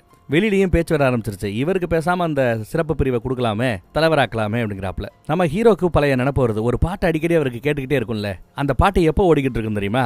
இவரோட பையன் போதை மருந்தை அதிகமா பயன்படுத்தி ஒரு நாள் இறந்து போய் கிடப்பான். பையனை பாக்குறதுக்காக இவர் வருவார். அப்படி வந்து பார்க்கும்போது பார்த்தா இந்த பாட்டு ஓடிக்கிட்டு இருக்கும். அவங்க கூட நிறைய டைம் ஸ்பெண்ட் பண்ணல, வைக்கல, அதெல்லாம் நினைச்சு ரொம்பவே வருத்தப்படுறாரு. அப்போ ஓடிக்கிட்டு இருந்த பாட்டு தான் அது. அந்த பாட்டு தான் திரும்ப திரும்ப அவருக்கு ஒழிச்சுக்கிட்டே இருக்குது. இதெல்லாம் எதுக்கு ரீகால் ஆகுதுன்னா, இவர் இறந்து போய் கிடக்கிற நம்ம பாய் ஃப்ரெண்ட் வந்து பாப்பார். அப்பதான் இந்த பழசெல்லாம் ஞாபகத்துக்கு வரும். இந்த தகவலை கேள்விப்பட்டதான் அந்த பக்கம் அந்த பொண்ணு ரொம்ப வருத்தப்படுறதான். எவ்வளவு கஷ்டப்பட்டு விசாரணை பண்ண பிறகும் எவான் கிரீன் அவனுக்கு இந்த தாக்குதலுக்கும் சம்பந்தமே இல்லைன்னு அப்படின்னு அடுத்து தெரிய வருதுங்க. எவான் கிரீனை அடுத்து ரிலீஸ் பண்ணிடுறாங்க. 43 பேர் ஏதோ பிடிச்சி வச்சிருந்தாங்க, எல்லாருமே ரிலீஸ் பண்ணிருக்காங்க போல. அதுல இவனை ரொம்பவே சித்திரவதை பண்ணிருக்காங்க. ஒரு அரசியல் எதிரியா நடத்துறாப்புல நடத்திருக்காங்கன்னு வக்கீல் எல்லாருக்கும் இன்டர்வியூ கொடுத்துக்கிட்டு இருக்கிறார். வீட்டுக்கு போனா போதுன்னு எவானு கிளம்பிட்டாரு. அந்த பக்கம் பொண்டாட்டிக்கிட்ட தான் பையனை ரொம்பவே மிஸ் பண்றதா சொல்லி அழுதுகிட்டு இருக்கிறார். அடுத்து அங்க பார்த்தா பிரசிடென்ட் கிட்ட ஒரு செய்தி வருது. பிரசிடென்ட் கிட்ட இருந்து நாளை கழிச்சு சிறப்பு பிரிவோட தலைவர் நம்ம ஹீரோ தன்னை பார்க்க வரதா அப்பாயின்மெண்ட் வாங்கியிருக்கதா சொல்ல, அப்ப கண்டிப்பா ரிசைன் பண்றதுக்கு தான் வருவார். நாளை கழிச்சுனா திங்கக்கிழமை அவர் ரிசைன் பண்ணாருன்னா செவ்வாய்க்கிழமையே நான் அந்த பிரிவோட தலைவராகிறதுக்கு தயாராக இருக்கிறேன்னு சொல்ல, 2 கட்சியோட ஆதரவு இருக்குன்னு சொல்ல, அதே 2 கட்சியோட ஆதரவோட நாம இந்த சிறப்பு பிரிவை இனி தேவையில்லைன்னு ஏன் நாம கலைக்க கூடாது? ஏதோ அவசரத்துல இந்த மாதிரி ஒரு அதிகபட்ச அதிகாரம் கொண்ட ஒரு அமைப்பு உருவாக்கிட்டோம், அது சர்வாதிகார வழிவகுக்கிறோம் நமக்கு தெரிஞ்சு போச்சு, பேசாம அந்த அமைப்பை கலைச்சிடலாமேன்னு கேட்டா, இல்ல ஏதோ தெரியாதனமா நீங்க ஒரு பூதத்தை உருவாக்கிட்டீங்க, அப்புறம் அந்த பூதத்தை மறுபடியும் ஜாருக்குள்ள அடைக்கணும்லாம் எதிர்பார்க்காதீங்க. இந்த மாதிரி ஒரு ஆளு அதை கையாளும் போது கரெக்டா வருங்கிறாப்ல பேசுறான். அப்புறம் வெளியில பார்த்தா சீஃப் கிட்ட நம்ம ஃபோர்ஸ் போய் பேசிட்டு இருக்கிறார். கடைசியில இப்படி ஆயிப்போச்சு, நாம புடிச்சு வச்சவங்க கிட்டத்தட்ட 3 பேரு இந்த ஒரு ஆளுக்கு அடையாளத்தை மாத்தி ஐடி ப்ரூஃப் தப்பா கொடுக்கறது, அப்புறம் கிரிப்டோல போய் திருட்டு வேலை பண்றது, சின்ன ஹேக் பண்றதுன்னு இதை ஒரு 3 பேர் பண்ணிட்டு இருந்திருக்காங்க தான். அவங்கள தவிர மீறி எல்லாருமே ரிலீஸ் பண்ணிட்டாங்க. எல்லாம் ஒரு நல்லதுக்கு தான் நடந்துட்டு இருக்குல்ல. நாம இவங்களை அரெஸ்ட் பண்ண ஆரம்பிச்ச பிறகு ஒரு தாக்குதல் கூட நடக்கல இல்ல, அப்படின்லாம் நடக்கல அப்படிங்கிறாப்ல ஃபோர்ஸ் சொல்லி தன்னைத்தானே ஆசுவாசப்படுத்திட்டு இருக்கிறார். இதுல அடுத்த ஒரு கட்ட பிரச்சனை என்னன்னா, விளக்கம் கொடுக்க சொல்லி சபைக்கு வர சொன்னா நம்ம ஹீரோ வர முடியாதுன்னு மறுத்துட்டாராம். ஆனா அவரோட பொண்டாட்டிய சபைக்கு கூப்பிடலான்னு எதிர்க்கட்சி தலைவர் முடிவு பண்ணிட்டார். அவர் தான் நாடாளுமன்றத்தோட சபாநாயகரும் கூட, சபையின் சபாநாயகர். அவங்க அடுத்து ஜட்ஜ் ஆகணும் வைக்கணும்னா இவங்களை எதிர்த்தாங்கன்னா ஒன்னும் வேலைக்காகாது. இவங்களை மதிச்சு காங்கிரஸ் மதிச்சு களத்துல போய் அவர் உட்காந்தாகணும், அந்த அம்மா பேசி ஆகணும். உட்காருது. அந்த இன்டர்வியூ பாக்குறதுக்கு இந்த பக்கம் நம்ம எல்லாருமே தயாரா இருக்கிறாங்க. எதிர்க்கட்சி தலைவரும் கேள்வி கேட்க ஆரம்பிக்கிறாரு. இந்த மாதிரி ஒரு சிவப்பு பிரிவு உருவாக்குனது சரியா அப்படின்னு கேட்டா, அந்த காலத்துல இதுக்கு முன்னாடியே குடியரசுத் தலைவருக்கு பல பேர் இந்த மாதிரி சிறப்பு அமைப்புகளை உருவாக்கி இருக்கிறாங்க, அதை பயன்படுத்தி இருக்கிறாங்க, அதுதான் இங்கேயே நடந்திருக்குன்னு சொல்லி சமாளிக்கிறாங்க. கரெக்ட் தான். ஆனா அந்த சமயத்துல எல்லாம் யுத்தம் நடந்துகிட்டு இருந்தது. சிறப்பா ஏதோ அதிகபட்ச அதிகாரத்தெல்லாம் கொடுக்க வேண்டி இருந்தது. இப்ப வார நடக்கலையேன்னு ஒருத்தவர் கேள்வி கேட்க, அப்போ இந்த தாக்குதலுக்கு என்ன பேரு? ஒரு காலத்துல சும்மா கத்தியை வச்சு சண்டை போட்டோம், துப்பாக்கி வச்சு சண்டை போட்டோம். இப்போ டெக்னாலஜியை வச்சு சண்டை போடுறாங்க. ஆனாலும் யுத்தம் தானே அருமையா பேசுறாங்க. சரி, இந்த சட்டத்தை நீங்க ஆதரிக்கிறீங்களா கேட்டா, ஒரு ஜட்ஜா ஒருத்தவங்களோட வேலை சட்டத்துல என்ன இருக்கோ அதன்படி நாங்க நடக்கிறது தீர்ப்பு சொல்றது. ஒரு சட்டம் சரியா தப்பான்னு சொல்றதுக்கு நாங்க யாரு? அவசியம் இல்லைங்கிறாங்க. டார்ச்சர் பண்ணி ஒரு ஆளை விசாரிக்கிறாங்கல்ல, அதை பத்தி நீங்க என்ன நினைக்கிறீங்கன்னு அடுத்த கேள்வி. சட்டத்தை மீறி அந்த ரிப்போர்ட்டரை ரொம்ப கொடூரமா விசாரணை பண்ணி இருக்காங்கல்ல, அதை பத்தி என்ன நினைக்கிறீங்கன்னு அடுத்த கேள்வி வருது. வெறும் நியூஸ் பேப்பர்ல மட்டும்தான் அவர் அப்படி பண்ணிட்டார் இப்படி பண்ணிட்டார் அப்படி இப்படின்னு சொல்லியிருக்கிறது. ஆனா கோர்ட்டு அவரை விசாரிச்சு ஆமா இவர் தப்பு பண்ணிருக்கிறாருன்னு கோர்ட்டு அவரை குற்றவாளின்னு சொல்றவரை அவர் குற்றவாளி கிடையாது. ஆனாலும் சித்திரவதைங்கிறது சட்டவிரோதம் தான். இப்ப இவ்வளவு வாயகளே கிளிக்கிறீங்களே, இந்த மாதிரி ஒரு சிறப்பு அமைப்பை உருவாக்கணும்னு வரும்போது நீங்க அதுக்கு எஸ்ன்னு தான் ஓட்டு போட்டிருக்கீங்க. வாரண்டே இல்லாம பல பேரை அரெஸ்ட் பண்ணலான்னு அதுக்கு அதிகாரம் கொடுக்கும் போது அதுக்கும் நீங்க எஸ்ன்னு ஓட்டு போட்டிருக்கீங்க. சபையில இருக்கிற நீங்க எல்லாரும் விசாரணை கைதிகளை எத்தனை வருஷம் வேணாலும் வச்சு விசாரிக்கலாங்கிற அந்த ஒரு சட்டத்துக்கும் நீங்க எல்லாம் எஸ்ன்னு ஓட்டு போட்டிருக்கீங்க. சோ நீங்க பண்ணதை தான் என் புருஷனும் பண்ணியிருக்கிறாரு அப்படிங்கிறப்பல ஒரு போட்டு போடுறாங்க. அப்புறம் உங்க புருஷனோட மனநிலை எப்படி இருக்குன்னு அடுத்த கேள்வி. ரொம்ப தெளிவா இருக்கிறதா இவங்க பதில் சொல்றாங்க. மனநிலையை பத்தி விளக்குங்கன்னு சொன்னா, இப்ப நடந்த தாக்குதல், இப்ப இருக்கிற கலவரம் நடந்துட்டு இருக்கிற இந்த பூமி, இந்த இடத்துல உங்களோட மனநிலை எப்படி இருக்குமோ கிட்டத்தட்ட அதே மனநிலை தான் அவரும் இருக்கிறாருன்னு ஒரு போட்டு போடுறாங்க. இவ்வளவு பெரிய அதிகாரத்தை அவர்கிட்ட கொடுத்தது சரின்னு நினைக்கிறீங்களான்னு அடுத்த கேள்வி வரும்போது அவங்களா கொடுத்தாங்க, இவர் ஒன்னும் போய் கேட்கலையே, இப்ப குத்துதே குடையுதேன்னு நிக்கிறீங்களே, இது எல்லாத்துக்கும் எஸ்னு ஓட்டு போட்ட நீங்க ஒரு தடவை கண்ணாடியா பாருங்க. எவன்டாவத்தவன ஒரு வழிபாடு கிடைக்கும், அந்த பலிகாடு மேல பழிய போட்டு கேச முடிக்கலாம்னு நினைக்கிறீங்க பாத்தீங்களா, அதுதான் தவறுங்கிறாப்ல ஒரு போட்டு போடுறாங்க. நான் வேணும்னா என் புருஷனுக்கு மனைவியா பார்ட்னரா இருக்கலாம், ஆனா இந்த விஷயத்தை பொறுத்தளவுல என் புருஷனுக்கு பார்ட்னரா இருந்து இவ்வளவு அதிகாரத்தையும் எஸ்ங்கிற ஓட்டு போட்டு கொடுத்தது நீங்க தான். இப்படி ஒரு போடு போட்டதும் நினைச்சு கூட பார்க்கல. அவங்க எதிர்பார்ப்பு எப்படி இருந்துச்சுன்னா, ஏதாவது ஏட்டிக்கு புட்டியா கேட்டு புருஷனை பத்தி அவங்களே தப்பா சொல்லி அது மேட்டரை பெருசாயிடுச்சுன்னா கண்டிப்பா அவர் ரிசைன் பண்ணிடுவார் இல்லையா, அப்படி போகும்னு எதிர்பார்த்தா இவங்களுக்கு சப்போர்ட் பண்றாப்ல, இந்த அம்மா பேசுனதெல்லாம் சரின்னு சொல்றாப்ல நிறைய பாசிட்டிவா தான் மீடியால ட்ரெண்ட் ஆகிட்டு இருக்காங்க அவங்க. அப்புறம் நாங்க தனியா பேசணும்னு சீஃப் அவங்கள அனுப்பிச்சு விட்டுறாங்க. அந்த பாய் ஃப்ரெண்ட் இறந்து போயிட்டான்ல, அவரோட இறுதிச்சடங்கு நடக்கிற இடத்துல நீங்க போகணுமா, பப்ளிக் எல்லாம் கொந்தளிச்சு போய் கிடக்குறாங்க, ஏதாவது பிரச்சனை ஆயிர போதுன்னு சீஃப் சொன்னா, இல்ல நான் கண்டிப்பா போயே ஆகணுங்கிறாரு. அடுத்து அந்த பாய் ஃப்ரெண்டோட இறுதிச்சடங்கு நடக்குது. சம்பந்தப்பட்ட பொண்ணு கண்ணாடியை போட்டுக்கிட்டு கூலா தான் இருக்கிறா, பெருசா எதுவும் ரியாக்ட் பண்ணிக்கல. ஆனா அங்க ரொம்பவே வருத்தத்துல இருக்குது நம்ம ஹீரோ தான். தான் பிள்ளைய இழந்த மாதிரியே அவர் ஃபீல் பண்றாரு. கடைசி அவன் முகத்தை பார்க்கணும்னு பெட்டியை திறந்து முகத்தை பார்க்கறாரு. இதையெல்லாம் பார்த்த அந்த பொண்ணு, அவ்வளவு க்ளோஸா நீங்க, உங்க புள்ள இறந்தப்ப கூட இந்த மாதிரி அவன் முகத்தை பார்க்கலன்னு கேட்க, ஆமா அந்த இடத்துல அவன் முகத்தை கடைசியா ஒரு தடவை பார்த்துருக்கலாம், தப்பு பண்ணிட்டேன், அதே மாதிரி இங்கேயே அந்த தப்பு பண்ணிடக்கூடாதுன்னு தான், நாளை பின்ன அந்த மனசு தப்பா நினைக்குமேன்றதுக்காகத்தான் கடைசியா அவனை ஒரு தடவை பார்த்ததா எடுத்து சொல்லுவாங்க. சரி ஓகே, நாம ரிசைன் பண்ணிக்கலாம், ரெசிக்னேஷன் லெட்டரை எழுதலான்னு முடிவு பண்ணி ஏற்கனவே என்ன மாதிரி ஆரம்பிக்கலான்னு லைட்டா பாயிண்ட்ஸ் எல்லாம் எழுதி வச்சிருப்பாரு டைரியில. அந்த டைரி எடுத்து டைப் பண்ண ஆரம்பிக்கிறார். அப்ப டைரியை புரட்டி பார்க்கும்போது அந்த பாட்டு ஹூ கில்டு பாம்பி இந்த விஷயங்கள் தான் அதுல இருக்கும். இதெல்லாம் நம்ம ஏன் எழுதணும்னு அவருக்கு இன்னும் பிடிபடல. சரி டைரியை க்ளோஸ் பண்ணலான்னு பார்த்தா டைரியோட கடைசி பக்கத்துல பாஸ்ன்னு எழுதி ஒரு லெட்டர் இருக்குதுங்க. அது அவர் கைக்கு கிடைக்குது. அந்த டைரிக்குள்ள இருந்தது. யார் எழுதியிருக்கிறா, நம்ம பாய் ஃப்ரெண்டு தான் எழுதியிருக்கான். சாகிறதுக்கு முன்னாடி எழுதியிருக்கான். இந்த டைரியை அவன் பாப்பான், ஆதாரத்துக்காக போட்டோ கிட்ட எடுத்துட்டு போயிருக்கானு கூட நாம அவனை சந்தேகப்பட்டோம். ஆனா அவன் இவருக்கு துரோகம் பண்ணாம இவருக்கு உதவி பண்றாப்ல கடைசியா ஒரு லெட்டர் எழுதி வச்சுட்டு தான் போயிருக்கான். இதை உங்களுக்கு தெரியப்படுத்தணும்னு ஆசைப்படுறேன்ட்டு அவங்க கடைசியா பேசின அந்த கோடு வேர்டு மேட்ரு அதை எல்லாத்தையும் எழுதி வச்சிருக்கான். அப்புறம் 1140 அப்படிங்கிற மெகா ஹெச் அப்படிங்கிற அந்த ஃப்ரீக்வன்சில தான் அவங்க பேசிக்கிறாங்கிறதையும் அதை குறிப்பிட்டு வச்சிருக்கார். அவங்க பேசிக்கிட்டு அந்த கோடு வேர்டு எல்லாத்தையுமே எழுதி வச்சிட்டாரு. இந்த கோடை டீகோடு பண்ணிட்டாலே நிறைய விஷயங்களை இவங்களால தெரிஞ்சுக்க முடியும். இதை நான் பார்க்கணுன்றதுக்காகவே என்னோட டைரிக்குள்ள பத்திரமா வச்சிருக்கான். தான் செத்தா கூட நமக்கு உதவி பண்ணணும்னு நினைக்கிறான். ஏதோ ஒரு கன்ஃபெஷன் லெட்டர் மாதிரி இது தெரியுது. அவனோட டிரான்சாக்ஷனை செக் பண்ணும்போது நிறைய பணம் பாபுங்கிற அந்த கோடீஸ்வரன் கிட்ட இருந்து தான் இறந்து போன நம்ம பாய் ஃப்ரெண்டுக்கு வந்திருக்கு. எவான் கிரீன் எப்படி உங்களை திட்டுவானோ அதே மாதிரி இந்த கோடீஸ்வரனையும் திட்டி தள்ளி இருக்கிறான்.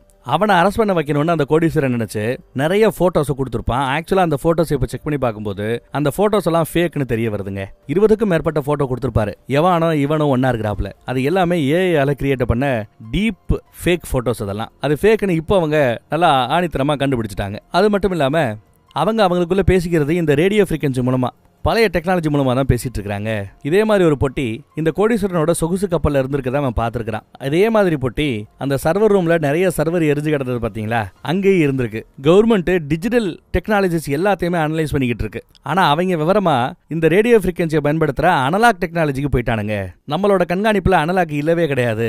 அதெல்லாம் முடிஞ்சு போன பழைய காலத்து டெக்னு நம்ம அதை யோசிக்கவே இல்லை. அந்த கற்பனையை எடுத்து அந்த ஒரு ஐடியாவை பிடிச்சி அவங்க இந்த ரேடியோ ஃப்ரீக்வன்சியை பயன்படுத்திருக்காங்கன்னு ஒருத்தர் சொல்லுவார். இவங்களும் ரேடியோ பெட்டி வாங்கிட்டு வந்திருக்காங்க. என்ன ஃப்ரீக்வன்சின்னு கேட்க 1140 மெகா ஹெர்ட்ஸ் அப்படின்னு நம்ம ஹீரோ சொல்றாரு. அந்த ஃப்ரீக்வன்சியை வச்சிட்டாங்க. ஏதாவது அதில் அவங்க பேசிக்கிறாங்களான்னு கவனிக்கிறாங்க. பார்த்தா அந்த ஃப்ரீக்வன்சில ஒருத்தன் பேச வரான். அவன் பேசுற எல்லாத்தையும் நோட் பண்ணிக்கிறாங்க. சோ இது உண்மைதான் அப்படின்னு இப்ப தெரிஞ்சு போச்சு. ஏன்னா அவங்க பேசிட்டு இருக்கிறத இவங்களும் காது கொடுத்து கேட்டுட்டாங்க. இந்த மாதிரி நிறைய பெட்டிகளை கொண்டு வந்து வைக்கணும். இதுல அவங்க கோடு வேர்டுல பேசிட்டு இருக்காங்க. அந்த கோடை பிரேக் பண்ணி உண்மையான மெசேஜ் என்னங்கிறத நாம தெரிஞ்சுக்கணும்னு சொல்லி ஏகப்பட்ட ரேடியோ பெட்டியை கொண்டு வந்து வைக்கிறாங்க. அதை கேட்டு அந்த மேட்டரை எழுதி அதை டீகோடு பண்றதுக்கு பெரிய பெரிய அறிவாளிகளை கொண்டு வந்து உட்கார வச்சிருக்காங்க. இவங்க எப்படி இதை கண்காணிக்கிறாங்கன்னு அவங்களுக்கு தெரியாது. அவங்களோட மொத்த கம்யூனிகேஷன் இப்ப அவங்க கைக்கு வந்துருச்சு. ஆனா அந்த கோடு வேர்டோட உண்மையான அர்த்தம் என்னங்கிறத திரும்ப திரும்ப அவங்க டீகோட் பண்ண பார்க்க முயற்சி பண்றாங்க, முடியல, ஃபெயில் ஆயிட்டே இருக்கு. நோ ரிசல்ட் ஃபவுண்டே வரும். அப்புறம் அந்த கோடை பார்த்துட்டு ஒருவேளை இப்படி இருக்குமோன்னு அவன் ஒரு ப்ரோக்ராம் எழுதி ஒரு பையன் ரன் பண்ணி பாக்குறாங்க. ப்ரோக்ராம் இந்த தடவை கரெக்டா ரிசல்ட் எடுத்து கொடுத்துருச்சு. அவங்க கோடு வேர்டில் பேசிக்கிட்டாலும் அதோட உண்மையான அர்த்தம் என்னங்கிறத அவன் கண்டுபிடிச்சிட்டான். இப்போ ஆப்பிள்னா APPLE ஆப்பிள் இப்படி எழுதுறோம் இல்லையா? ஆனா அவங்க எப்படி பண்றாங்கன்னா ஏக்கு பதிலா பி போடுவாங்க, அடுத்த லெட்டரை போட்டுக்கிறது. அடுத்த ஆப்பிளுக்கு பிபின்னு வரும் இல்லையா, பிக்கு பதிலா QQன்னு எழுதிக்கிறது. அப்புறம் ஆப்பிள் APPLEன்னு வரும் இல்லையா, எல்லுக்கு பதிலா M, ஈக்கு பதிலா ஜியை போட்டுக்கிறது. இப்படி அடுத்தடுத்த வார்த்தைகளை போட்டு எழுதிக்கிறதுனால நம்மளால இவ்வளவு நேரம் ஐடென்டிஃபை பண்ண முடியல. ஆனா இப்போ எல்லாமே கிடைச்சிருச்சு. அதுல அவங்க இவ்வளவு நேரம் என்ன பேசிட்டு இருக்கிறாங்கன்னா, அந்த பேங்க் அட்டாக்க சினிக்யூர்னு ஒரு குரூப் பண்ணுச்சு இல்லையா, நாம பண்ணல இல்ல, அது வேற குரூப் தானாங்கிறத அதுல கன்ஃபார்ம் பண்ணிருக்காங்க. இவங்க இந்த மாதிரி ஒரு குழப்பத்திலேயே போட்டோம், அது நமக்கு போதுமான அளவு நேரத்தை கொடுக்கும் அப்படிங்கிறப்பலையும் எழுதியிருக்கிறாங்க. ஹார்ட் காப்பி, லேப்டாப், அது இதுன்னு எல்லா ஐட்டங்களையும் எடுத்துக்கிட்டியா நம்ம ஹீரோ கேட்கிறாரு. எல்லாத்தையும் எடுத்துக்கிட்டான்னு சொல்லி அடுத்து ஹெலிகாப்டர்ல பறக்கிறாப்ல. இப்போ ஓரளவு அந்த உண்மையான குற்றவாளிகளை நெருங்கிட்டதா அவர் ஃபீல் பண்றாரு. முதல் வேலையா பிரசிடென்ட் கிட்ட தான் போய் உட்கார்றாங்க. நேத்து ராத்திரி இந்த தாக்குதலுக்கு காரணமானவங்க ரேடியோ ஃப்ரீக்வன்சி மூலமா தான் பேசுறாங்கிறத நாங்க கண்டுபிடிச்சோம். அவங்க பேசிக்கிட்டது இதோன்னு காட்டுறாங்க. இந்த தாக்குதல் நடந்த பிறகுதான் நாம அதை பத்தி பேசிட்டு இருக்கிறோம். ஆனா தாக்குதலுக்கு முன்னாடி இருந்து அவங்க அதை பத்தி பேசிட்டு இருந்திருக்காங்க. இதே மாதிரி ஒரு அட்டாக்கை இதுக்கு முன்னாடி அவங்க ஏற்கனவே பண்ணிருக்கிறதா அவங்க கம்யூனிகேஷன்ல தெரிய வருதான். அதே மாதிரி ஒரு லொகேஷனை பத்தியும் பேசிட்டு இருக்காங்க.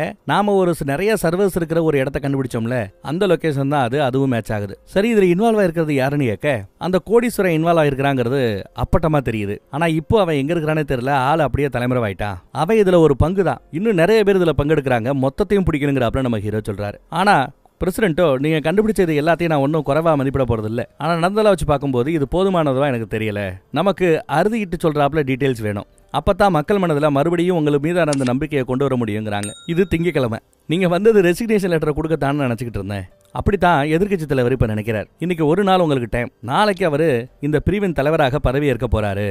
உண்மையிலேயே நீங்க இந்த குற்றவாளிகளை நெருங்கிட்டீங்கன்னா, நீங்க நெருங்கினது தெரிஞ்சிச்சுன்னா கண்டிப்பா அவங்க திருப்பி அடிப்பாங்க நம்மள. அதனால நீங்க அடிக்கிற அடி நெத்தி அடியா இருக்கணும், அதுவும் இன்னைக்கே இருக்கணும் அப்படின்னு சொல்றாங்க. அந்த பக்கம் அவர் ரிசைன் பண்ணலங்கிற மேட்டரை எதிர்க்கட்சி தலைவருக்கு தெரிஞ்சதுமே பொண்ணுக்கு போனை போட்டு உங்க அப்பா ரிசைன் பண்ண மாட்டேங்கிறாப்ல, என்ன காரணம் தெரியல, இன்னைக்கு நாள் முழுக்க 24 மணி நேரம் டைம் கொடுத்துருக்காங்க பிரசிடென்ட், ஏதோ ஒரு ஆதாரம் கிடைச்சிருக்கணும், அதனாலதான் அவங்க டைம் கொடுக்குறாங்க, அது என்ன ஏதுங்கிறத கண்டுபிடின்னு ஃப்ரெண்டு கிட்ட, சாரி பொண்ணு கிட்ட அவர் சொல்றாரு எதிர்க்கட்சி தலைவர். நம்ம பிரிவோட அடுத்த தலைவரா எதிர்க்கட்சி தலைவர் நாளைக்கு மதியம் பதவி ஏற்பாரு.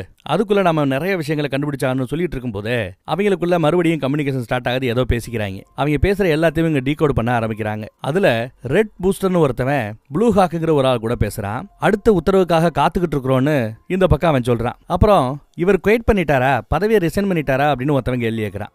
அன்கிளியர்னு இந்த பக்கத்துல இருந்து பதில் போகுது. அவங்க யாரை பத்தி பேசுறான்னு தெரியுதா, நம்ம ஹீரோ பத்தி தான். அவர் ரிசைன் ஆயிட்டாரா இல்லையாங்கிறத பத்தி பேசுறாங்க. இவருக்கு கென்னின்னு ஏதோ பேர் வச்சிருக்காங்க, கென்னியோ கெட்டியோ, கெல்லி, எம்எட் கெல்லிங்கிறது ஒரு கார்ட்டூன் பேரு, பழைய காலத்து பேரு, அந்த பேரை பயன்படுத்திருக்காங்க. இந்த பக்கம் பார்த்தா பொண்ணு அவர்கிட்ட பேசியான்னு அடம்பிடிச்சு போன் கால்ல வர்றா. ஆனா சீஃப் தான் வந்து பேசுறாங்க, அவர் பிஸியா இருக்காருங்கிறாங்க. இல்ல அவர்கிட்ட நான் பேசி ஆகணும், ரிசைன் பண்றதை விட்டு அவர் ஏன் தேவையில்லாம இப்போ 24 மணி நேரத்துல என்னத்தை பெருசா பிடிங்கிற முடியும், அப்படி என்ன உங்ககிட்ட ஆதாரம் இருக்குது, அதை உங்களையே நாங்க மேற்பார்வை இருந்த கமிட்டி, நான் தான் தலைவர், மேல்பார்வை தலைவரான என்கிட்ட அதை பத்தி எல்லாம் நீங்க காட்டணும் வைக்கணும்னு பேசினா வாய்ப்பில்லைன்னு சொல்லிட்டு இவ போனை கட் பண்றா. தாக்குதல் நடந்து இன்னைக்கு 26வது நாள். இப்போ அதன் பிறகு அப்புறம் இந்த ரேடியோ ஃப்ரீக்வன்சில பேசிக்கிறவங்க எல்லாம் ஒரிஜினல் வாய்ஸ்லயே பேசிக்கிறது இல்லையா, ஒவ்வொரு முறையும் ஏதோ ஒரு வாய்ஸ் சேஞ்சர் மூலமா வேற வாய்ஸ்ல தான் பேசிக்கிறாங்க. அதுவும் யூனிக்கான வாய்ஸ்ல கிடையாது, கண்ணா பின்னான்னு டியூன் பண்ணி வச்சு ஏதோ ஒரு வாய்ஸ்ல பேசிக்கிறது. நாளை பண்ண மாட்டக்கூடாதுன்னு அவங்க. சோ அதை பயன்படுத்தி அவங்கள மாதிரியே இப்ப நாம பேசுவோம் இந்த ஃப்ரீக்வன்சில, அவங்கள ஒரு இடத்துக்கு வர சொல்லி நாம வர வைக்கணும், வர்றவங்கள பிடிக்கணுங்கிறப்பல யோசிக்கிறாங்க. நம்ம பிரசிடென்ட்டே பேசுறாரு, வாய்ஸை வந்து லைட்டா மாத்திப்பாங்க. இவர் அவங்க ஐடென்டிஃபை பண்ணல. அதுல எனக்கு கீழே வேலை பார்த்த ஒருத்தவன், அவங்கிட்ட என் சம்பந்தப்பட்ட சில டாக்குமெண்ட்ஸ் எல்லாம் இருக்கு, அது எல்லாத்தையுமே காலி பண்ணணும் அப்படின்னு உத்தரவு கொடுக்குறாரு. ஓ ஆள்னா யாரு, கெக்கோவா அப்படின்னு கேள்வி கேட்கிறாங்க அந்த பக்கத்துல இருந்து. நம்மளும் ஆமா கெக்கோ தான் அப்படின்னு சொல்றாரு. ஆனா யாரு என்னன்னு அவங்களுக்கு தெரியாது.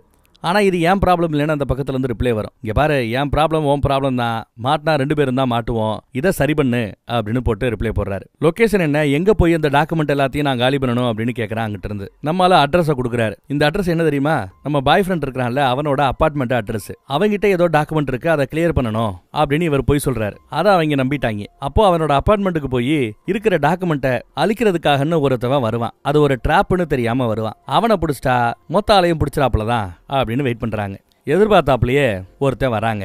இவரை நீங்க அடிக்கடி பார்த்திருக்கலாம். இந்த புதுசா சிம் கார்டு வாங்கி புதுசா போனை வாங்கி ஏதாவது பேசி அப்புறம் கட் பண்ணி போட்டுருவான். வெட்டி குப்பையில போடுவான்ல ஒரு தொப்பி போட்ட ஒருத்தன், அவன் தான். அவன் லெஃப்ட்ல வரான், மூஞ்சி நல்லா ரெகக்னைஸ் ஆகுது. ஃபேஷியல் ரெகக்னிஷன் மூலமா அவன் யாருன்றதை கண்டுபிடிக்கிறாங்க. அவன் உண்மையிலேயே யாருன்னா அந்த கோடீஸ்வரி ஒருத்தி நிறைய டெக்கி கம்பெனி எல்லாம் வச்சிருக்காள்ல, நிறைய ஆப் வச்சிருக்காள்ல, என் உதவி உங்களுக்கு தேவைன்னு கூட வாண்டடா ஒருத்தி வந்தால, அவளோட கம்பெனில வேலை பார்க்கறவன் தான் இவன். இவனோட உண்மையான பேரு ஃபெல்டன். கடைசியில இதையெல்லாம் பண்ணது அந்த கோடீஸ்வரின்னு இப்ப தெரிய வருதுங்க. அந்த வேலை பிடிங்கன்னு சொன்னதும் ஒளிஞ்சிட்டு இருந்தவங்க எல்லாம் வந்து அந்த வேலை அரெஸ்ட் பண்ணிட்டாங்க. அவ்வளவுதாங்க, முக்கியமான ஆளு மாட்டிட்டான். அடுத்து அந்த கோடீஸ்வரி அரெஸ்ட் பண்றதுக்கு சர்ச் வாரண்ட் எல்லாத்தையும் ரெடி பண்ணுங்கன்னு சொல்ல அதையும் ரெடி பண்றாங்க. நீ நேரா ஃபீல்டுக்கு போ, அவளை புடி அப்படின்னு ஃபோர்ஸை அனுப்பி வைக்கிறாரு. மிகப்பெரிய கண்டுபிடிப்பு இது. அவ்வளவுதான், கேஸையே முடிச்சிட்டாருங்கிறாப்ல போயிட்டு இருக்குது. ஃபோர்ஸ் அமுச்சு விட்டாரு. ஃபோர்ஸ் எல்லாம் வெளியில போய் நிக்குது அந்த அம்மா வீட்டுக்கு வெளியில. ஆனா அந்த அம்மா மிகப்பெரிய கோடீஸ்வரி இல்லையா, அவங்க செக்யூரிட்டிக்கு நிறைய பேரை வச்சிருக்காங்க, அவங்க உள்ளோட மாட்டிக்கிறாங்க. அங்க அந்த அம்மா பதறிக்கிட்டே இருக்குது. தன்னை பிடிக்கிறதுக்கு போலீஸ் வந்துருச்சுங்கிறத எல்லாம் அவங்க பார்க்கத்தான் செய்யறாங்க. அந்த அம்மா கிட்டையும் ஒரு ரேடியோ புட்டி இருக்கும். அதுல அந்த பக்கம் அவங்க கான்டாக்ட் பண்ணிட்டு இருக்காங்க, உதவி தேவைன்னு. ஆனா ரேடியோ ஃப்ரீக்வன்சில இவங்களுக்கு பதில் கிடைக்கவே இல்லை. ஆனா அந்த அம்மா என்ன பண்ணுதுன்னா, அவளோட சேனல்ஸ் மத்த சேனல்ஸ் எல்லாத்துக்கும் லைவ் டெலிகாஸ்ட் பண்ணுது. ஒரு டிவி ரிப்போர்ட்டரை பிடிச்சாங்க, இப்போ ஒரு கம்பெனியோட முதலாளியவே பிடிக்க வந்திருக்காங்க பாருங்கிறாப்ல பயங்கரமா சீனை போட்டுக்கிட்டு இருக்கா. அவ தன்னோட ஆப் மூலமா ட்ரெண்டிங் ஆகிட்டு இருக்கா. லைவ் ஸ்ட்ரீமிங் பண்ற நடக்கிற கூத்தெல்லாம் என்ன இப்போ எப்படி அராஜகம் பண்ணி பிடிக்க போறாங்களோ இதே மாதிரிதான் உங்க எல்லாருக்கும் நடக்கும் அப்படி இப்படின்னு மக்களை அவருக்கு எதிராக திருப்ப பாக்குறா. ரேடியோல இவளுக்கு எந்த உதவியும் கிடைக்கலங்க. யாரும் இவளுக்கு உதவி பண்ண இப்ப தயாரா இல்ல போல தெரியுது. நான் சிறப்பு பிரிவின் தலைவரான நம்ம ஹீரோ கிட்ட மட்டும் தான் பேசுவேன் அப்படின்னு வந்து நிக்கிறா. உங்ககிட்ட எல்லாம் பேச மாட்டேங்கிறா. சரின்னு அவங்க கனெக்ட் பண்ணி விடுறாங்க. நம்மாலே ஸ்ட்ரெயிட்டா நேரா பேசுறாரு. என்னாலலாம் ஜெயிலுக்கு போக முடியாது, வேற ஆப்ஷன் இருந்தா சொல்லுங்கன்னு தெனாவட்டா பேசுறா. நீ என்ன சாதாரண விஷயமா பண்ணிருக்க, நீ ஜெயிலுக்கு போக வேண்டியவதா அப்படின்னு அவர் சொல்றாரு. அப்ப நீங்க மட்டும் என்ன ஒத்துமரா, அந்த டிவி ரிப்போர்ட்டரை தேவையே இல்லாம உட்கார வச்சு சித்திரவதை பண்ணலையா, நீங்க ஜெயிலுக்கு போற மாட்டீங்களான்னு கேக்குறா. பதிலுக்கு பக்கத்திலேயே உன் சீஃப் இருப்பாளே அவர் இருக்காளான்னு கேக்குறாங்க. நான் இருக்கிறேன்னு இந்த அம்மா சொல்லும். நம்ம கிட்ட நிறைய ஆப் இருக்குது. அதுல ஒரு app DNA based genealogy search என்ஜினா. நாம எப்படி கூகுள் சர்ச்ல போய் சர்ச் பண்ணி வெப்சைட்டை பிடிச்சு டீடைல்ஸ் கேதர் பண்றோமோ அதே மாதிரி டிஎன்ஏவையே சர்ச் பண்ணக்கூடிய ஒரு சர்ச் என்ஜின் ஆப்பை வச்சிருக்காளாம். அந்த ஆப்பை உன் பொண்ணு யூஸ் பண்றா. தெரியுமா உனக்கு? தன்னோட அப்பா யாருங்கிறத அவ கண்டுபிடிக்கணும்ன்றதுக்காக தன்னோட டிஎன்ஏவை அதுல கொடுத்திருக்கிறா. அந்த ஆப் இவளுக்கு சொந்தமானது. அந்த டிஎன்ஏ டெஸ்ட்டை எடுத்து பார்த்ததுல நம்ம ஹீரோவுக்கும் இந்த சீஃபுக்கும் பிறந்தவதா அவ. இந்த உண்மையை சீஃப் வெளியில யார்ட்டையுமே சொல்லல, சம்பந்தப்பட்ட அந்த குழந்தைகிட்டையும் சொல்லல. 12 வயசு தான் அந்த குழந்தை. இப்ப அந்த 12 வயசு குழந்தைக்கு உங்க கூத்தெல்லாம் தெரிஞ்சா எப்படி இருக்கும்? கஷ்டப்படுவாளா இல்லையா? எல்லாருக்கும் ஃபேவரட்டா இருந்த ஒரு பிரசிடென்ட் பொறுப்புல இருக்கும்போது கள்ளத்தனமா தான் கூட வேலை பார்த்த ஒரு சீஃப் கூட இந்த மாதிரி இருந்திருக்காரு, ஒரு குழந்தைய பெற்றிருக்கிறான்னு தெரிஞ்சா மீடியா எப்படி காரி துப்பும், உன் பொண்ணோட மனநிலை எப்படி இருக்கும்னு சொல்லி மிரட்ட ஆரம்பிக்கிறா. என்ன பிடிக்க கூடாது, பிடிக்க வந்தீங்க நான் இதை ரிலீஸ் பண்ணிடுவேன்னு மிரட்டா. எப்படி மிரட்டுறான்னு பாருங்க. உடனே அவ டென்ஷன் ஆக ஆரம்பிக்கிறாங்க. என்னடா நடக்க போகுதுன்னு பார்த்தா திடீர்னு மொட்டை மாடியில இருந்து எவனோ ஒருத்தன் நம்ம ஆட்களை நோக்கி சுட ஆரம்பிக்கிறாங்க. சுடணும்னு இவ உத்தரவு போடவே இல்லை. ஆனாலும் யாரோ ஒருத்தன் சுட்டுருக்கான். அப்போ இவளுக்கு மேல யாரோ உத்தரவு போட்டு இதை கலவரவாக்கணும்னு முடிவு பண்ணிட்டாங்க போல. மேல இருந்து சுட ஆரம்பிச்சதுனால பதிலுக்கு நம்ம போலீஸும் அவங்கள சுட ஆரம்பிக்குது. நல்லா சண்டை நடக்க ஆரம்பிச்சிருச்சு. நிலைமை கைய மீறி போயிடுச்சுங்கிறத அந்த அம்மாவும் புரிஞ்சுக்குது. முதல் தாக்குதலை நடத்தினது அவங்க தான். அதுவும் மொட்டை மாடியில இருந்து தாக்குதல் நடத்தினாங்க. அதுக்கு இவங்க பதில் தாக்குதல் நடத்த போறாங்க, உடச்சுக்கிட்டு உள்ள போக போறாங்கன்றப்போ இவங்க மேல இனிமே பெருசா மீடியா எதுவும் தப்பா பேச போறது இல்ல, நியாயம் தான் பேச போகுது. அதுலயும் பாருங்க, நம்ம ஃபோர்ஸுக்கு துப்பாக்கி சுடும் போது குண்டடி பட்டுறது. வண்டிக்கு இந்த பக்கத்துல கொண்டு போய் அவரை காப்பாத்துறாங்க. மொட்டை மாடியில இருந்து சண்டை போட்ட எல்லாரையுமே சுட்டு தள்ளிட்டு கண்ணீர் புகை குண்ட உள்ள போட்டு களத்துக்குள்ள போலீஸ் இறங்க ஆரம்பிச்சிருச்சு. அவ பதற ஆரம்பிக்கிறா. உள்ள வந்து அவளை புடிச்சிட்டாங்க. நியூஸ் ரிப்போர்ட்லயும் இவ்வளவு தூரம் போராடி அவங்களை அரெஸ்ட் பண்றாங்கன்னா கண்டிப்பா அவங்களுக்கு எதிராக ஒரு வலுவான ஆதாரம் சிறப்பு பிரிவுக்கு கிடைச்சிருக்கணும். அதனாலதான் இதெல்லாம் பண்றாங்கன்றாப்ல. இப்போ யாரெல்லாம் நம்ம ஆள திட்டிக்கிட்டு இருந்தாங்களோ அவங்க எல்லாம் இப்ப நம்ம ஆள பாராட்ட ஆரம்பிக்கிறாங்க. அவரும் பிரஸ் முன்னாடி ஒரு விளக்கத்தை கொடுக்கிறார். டெக் ஜாம்பவான் பல ஆப்புகளுக்கு சொந்தக்காரி கோடீஸ்வரி. அவங்களோட இடத்த சோதனை போடுறதுக்காக வாரண்டோட எங்களோட ஆட்கள் போனாங்க. அவங்க இடத்த நாங்க சர்ச் பண்ணி அங்க இருந்த எல்லா டெக் ஐட்டங்களையும் எடுத்து சர்ச் பண்ணி பார்க்கும்போது எங்களுக்கு நிறைய ஆதாரங்கள் கிடைச்சிருக்குது. கிட்டத்தட்ட 3400 பேரோட உயிரை வாங்கின அந்த ஒரு நிமிட தாக்குதலுக்கு இவதான் காரணங்கிற உண்மை எங்களுக்கு வெட்ட வெளிச்சமா தெரிய வருதுங்கிறாரு. ஆனா இந்த தாக்குதலுக்கு பின்னாடி இருக்கிற மோட்டிவ் என்ன, எதுக்காக அவங்க இந்த தாக்குதலை பண்ணாங்க, இந்த கேள்விகளுக்கான பதிலையும் நாம தேடணுங்கிறாரு. ஒண்ணு மட்டும் உறுதி, இன்னைக்கு அமெரிக்க மக்கள் எல்லாம் பாதுகாப்பா இரவ கழிக்கலாம் தூங்கலாம்னு சொல்லிட்டு இன்டர்வியூ முடிச்சுட்டு கிளம்புறாரு. பிரசிடென்டோட சீஃபுக்கு ஒரு கால் வருது. காலர் ஐடியே இல்லாம குண்டடிப்பட்ட நம்ம ஃபோர்ஸ் ரெக்கவரி ஆயிட்டாரா, ஐசியூல ட்ரீட்மெண்ட் கொடுத்துட்டு இருக்காங்களா, ஒன்னும் பிரச்சனை இல்ல, நல்லபடியா தேறி வந்துருவான்னு நம்புறதா சீஃப் சொல்றாங்க. அவர் ரொம்ப தைரியமா அங்க உட்காந்து நம்மளே மிரட்டினான்ல. அப்போ நம்மளை விட அதிகாரம் கொண்ட யாரோ ஒருத்தவங்க உதவி பண்ணணும்னு அவ எதிர்பார்த்து காத்துட்டு இருந்திருக்கா. அப்புறம் அந்த புரோட்டியஸ்ங்கிற வெப்பன் மனநிலையவே பாதிப்பு அடையக்கூடிய அந்த வெப்பனை ஏன் மேலேயே பயன்படுத்துறது அவளா? அவளோட ஆபீஸ் வீடு எல்லாத்தையும் சேர்த்து செக் பண்ணியாச்சு. புரோட்டியஸ் சம்பந்தமா எதுவுமே அவகிட்ட கிடையாது. ஒரு கால் நாம அந்த விசாரணை நடத்துறதே தப்பா இருக்குமோ, புரோட்டியஸ உண்மையிலேயே உங்க மேல தாக்குதல் நடத்தாமே இருந்திருக்கலாம், இல்ல உங்களுக்கு வயசாகிற அந்த பிரச்சனையா கூட இருந்திருக்கலாம்னு அவங்க பேசுறாங்க. அவகிட்ட பர்சனலா பேசணும், அதுக்கு ஏற்பாடு பண்ணுன்னு சொல்றாங்க. சரின்னு வா சீஃப். அப்புறம் இந்த பஞ்சாயத்தெல்லாம் முடிஞ்ச பிறகு உன் பொண்ணு லில்லியை நான் பார்க்கணும் அப்படிங்கிறாரு. அந்த அம்மா அப்படியே முழிக்குது. பொதுவா இதுக்கெல்லாம் யாரும் பொறுப்பெடுத்துக்க மாட்டாங்க. அவரு அந்த பொண்ணுக்கு ஒரு தகப்பனை நான் பார்க்கணும் பேசணும்னு சொல்றது அவங்களுக்கு ஆச்சரியமா இருக்கு. சரின்னு ஒத்துக்கிறாங்க சீஃபும். அடுத்து இந்த பக்கத்துல பார்த்தா நம்ம ஹீரோவோட பொண்ணு பதறிக்கிட்டு இருக்கா. போன்ல என்னங்க இப்படி ஆயி போச்சு போச்சு போச்சு எல்லாம் போச்சுன்னு போன்ல பேசிட்டு இருக்க. தயவு செய்து சொல்றேன், போன்ல இதெல்லாம் பேசாத, பஞ்சாயத்தாயிரம், போனு வேண்டாம் அப்படின்னு சொல்லி கட் பண்ணிட்டாரு. அப்ப எதுலப்பா பேச போறீங்கன்னு பார்த்தா இவகிட்ட ஒரு ரேடியோ போட்டி இருக்குங்க. இதே மாதிரி அவர்கிட்டயும் ஒரு ரேடியோ போட்டி இருக்குங்க. இவங்க ஒரு ஃப்ரீக்வன்சில ஒருத்தவங்க பேசிக்கிறாங்க. ஆடா பாவிகளா, நீங்களும் இந்த தாக்குதலுக்குள்ள உள்ள வரீங்களாடா? இந்த தாக்குதல உங்களோட பங்கு என்னடா? உங்களோட மோட்டிவ் என்னடான்னு இப்ப நமக்கு பல கேள்விகள் உண்டு. ஆனா விதியோட விளையாட்ட பாருங்க. ஜெயில இருந்த அந்த டெக்கோட தலைவி கோடீஸ்வரி தூக்குல தொங்குறா. இது எப்படி ஆச்சுன்னு யாருக்குமே தெரியல. சிசிடிவில அவளை கண்காணிச்சிட்டு இருந்திருப்பாங்கல்ல, அதை கூட யாரோ ஹேக் பண்ணி அவன் நல்லபடியா இருக்கிறாப்ல ஒரு ஃப்ரீஸ் பண்ண இமேஜை காமிச்சிட்டு இப்படி ஆயிப்போச்சுங்க.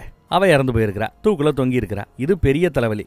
அவளுக்கு அடுத்து இதுல யார் சம்பந்தப்பட்டிருக்காங்கிறத கண்டுபிடிக்கிறதுல இது ஒரு பெரிய தொய்வை ஏற்படுத்தும். அந்த பக்கம் பார்த்தா எதிர்கட்சி தலைவர், அவங்க எதிர்கட்சியில இருக்கிற ஒரு 4-5 பேரு, ஆளுங்கட்சியை சேர்ந்த சில பேரு, கூடவே நம்ம ஹீரோவோட பொண்ணு, இவங்கெல்லாம் அங்க உட்காந்து அவங்க ஒரு ரிப்போர்ட்டை ரெடி பண்றாங்க. கோமா வந்தவ இது நாம பண்ணமா அப்படின்னு கேக்குறாங்க. எதை நாம பண்ணமா? நியூஸ்ல அந்த கோடீஸ்வரி செத்து போய் கிடந்தால, இத பண்ணது நாமலான்னு வந்து கேக்குறா. நாம இல்லையே அப்படின்னு அவன் சொல்லுவான்.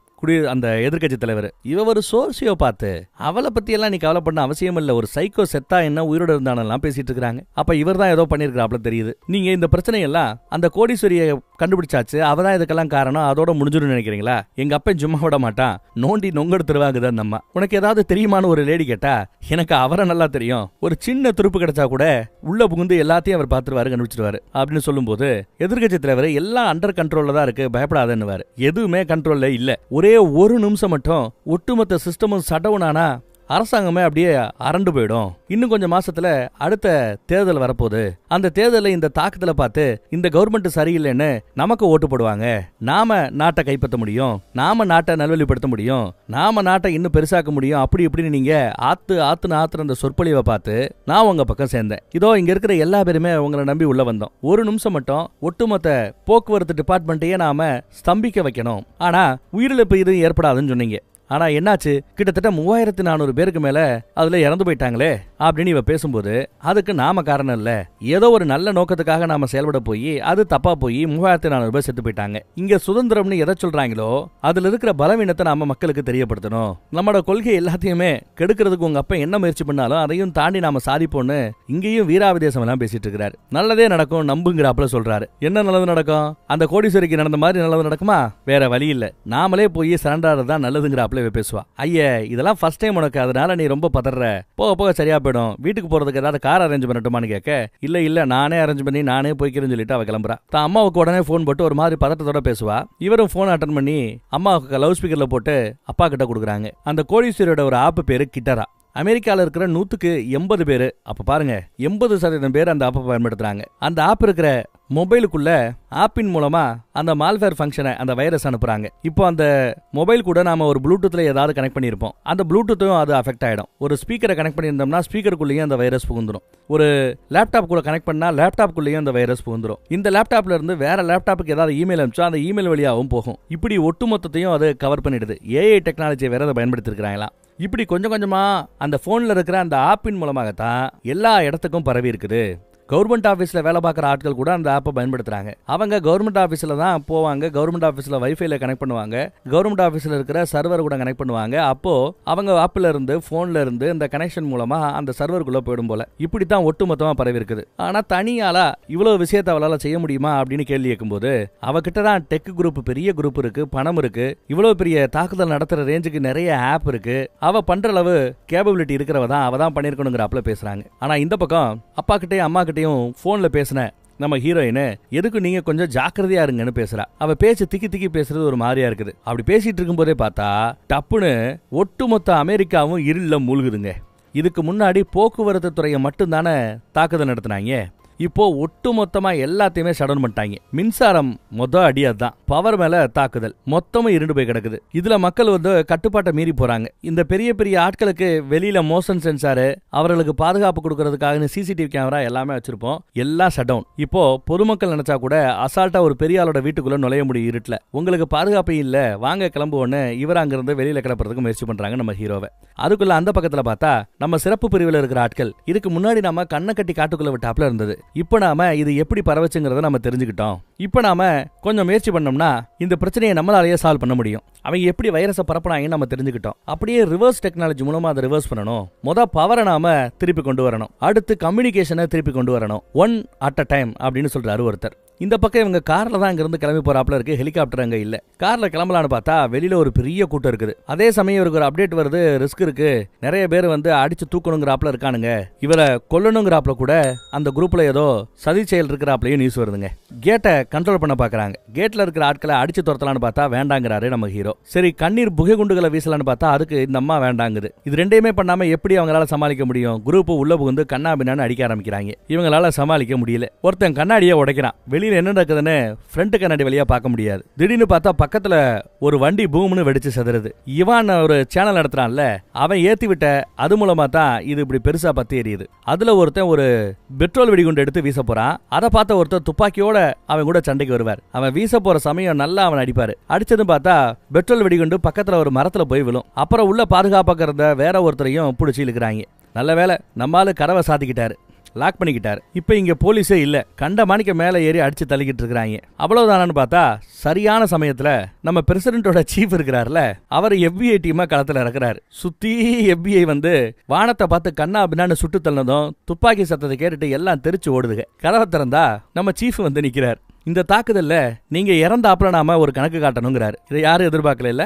ரேடியோ ஃப்ரீக்வன்சில இந்த பக்கம் உட்காந்து அவன் செத்துட்டானான்னு ரொம்ப ஆர்வமா எதிர்க்கட்சி தலைவர் காத்துக்கிட்டு இருக்காரு. இறந்துட்டாரான்னு ரகசியமா பேசிக்கிறாங்க. காருக்குள்ளேயே ரேடியோ பெட்டி வச்சு அவர் இறந்துட்டாருன்னு ரேடியோல இவங்க பதிலுக்கு சொல்றாங்க. இந்த ரேடியோ ஃப்ரீக்வன்சில கேட்கிற எல்லா பேருமே என்ன நினைச்சிட்டு இருப்பாங்கன்னா நம்ம ஹீரோ இறந்துட்டாருன்னு. கொஞ்ச நேரத்துக்கு அப்படியே இருக்கட்டும். லைட்டு, கம்யூனிகேஷன் இதெல்லாம் திரும்ப வந்த பிறகு நீங்க இறந்துட்டீங்கன்னு எல்லா பக்கமும் அந்த நியூஸ் பரவும். வெடிகுண்டு விபத்துல நீங்க இறந்தாப்புல ஒரு பிளர்ரி வீடியோவையும் சோசியல் மீடியால ரிலீஸ் பண்ண போறோங்கிறாரு. இதெல்லாம் பண்ணது FBI கிடையாது, CIA, அமெரிக்க உளவுத்துறை. நம்ம சீஃபுக்கு கீழே தான் இருக்கு, அவர் தான் அதெல்லாம் பண்றாரு. ஆனா அமெரிக்க உளவுத்துறை அமெரிக்க நாட்டை விட்டுட்டு வெளிநாடுகள்ல மட்டும்தான் இந்த வேலையை பார்க்கணும்னு சட்டம் சொல்லுது. ஆனா அதை விட்டு இன்னைக்கு என் வீட்டுக்கே இந்த வேலையை பார்த்துட்டீங்கல்ல, சரி இதுதான் கடைசி, இதுக்கு பிறகு இந்த தப்பு பண்ணக்கூடாதுங்கிறாப்ல. பிரசிடென்ட்டுக்கு எனக்கு உங்க மேல ஒரு அக்கறை இருக்குது. இந்த தாக்குதலுக்கு அந்த கோடீஸ்வரி மட்டும் இல்ல, கவர்மெண்ட்ல இருக்கிற சில பேருக்கும் கனெக்ஷன் இருக்கும்னு நாங்க சந்தேகப்பட்டோம். ரொம்ப பெரிய லெவல்ல இருக்கிற ஆட்கள் கூட இதுல கனெக்ட் செய்யப்பட்டிருக்கலாம்னு சொல்லும்போது கரெக்டா நம்ம ஹீரோ எதிர்க்கட்சி தலைவரோட பேரை சொல்றாரு. அவனு இதுல இன்வால்வ் ஆயிருக்கணும்லன்னு மேபி பாசிபிள் இருக்குங்கிறாப்ல சீஃப் சொல்லுவாரு. இன்னும் வேற யார் இருக்கிறாங்கன்னு கேட்டா உறுதியா தெரியலங்கிறாரு. எங்களுக்கு நம்பகமான ஒரு ஆளு இந்த விசாரணை நடத்தணும்னு தோணும் போது உங்க மேல மட்டும்தான் எங்களுக்கு அந்த நம்பிக்கை இருந்தது. அதனாலதான் உங்களுக்கு இந்த பொறுப்பை கொடுத்தோம். அப்புறம் உங்க மனநல பிரச்சனைக்கு காரணமான அந்த புரோட்டியஸை நாங்க உங்க மேல பயன்படுத்தவே இல்லை, நம்புங்கன்னு சொல்ல ஆமா நான் அவங்களை நம்புறேங்கிறாரு.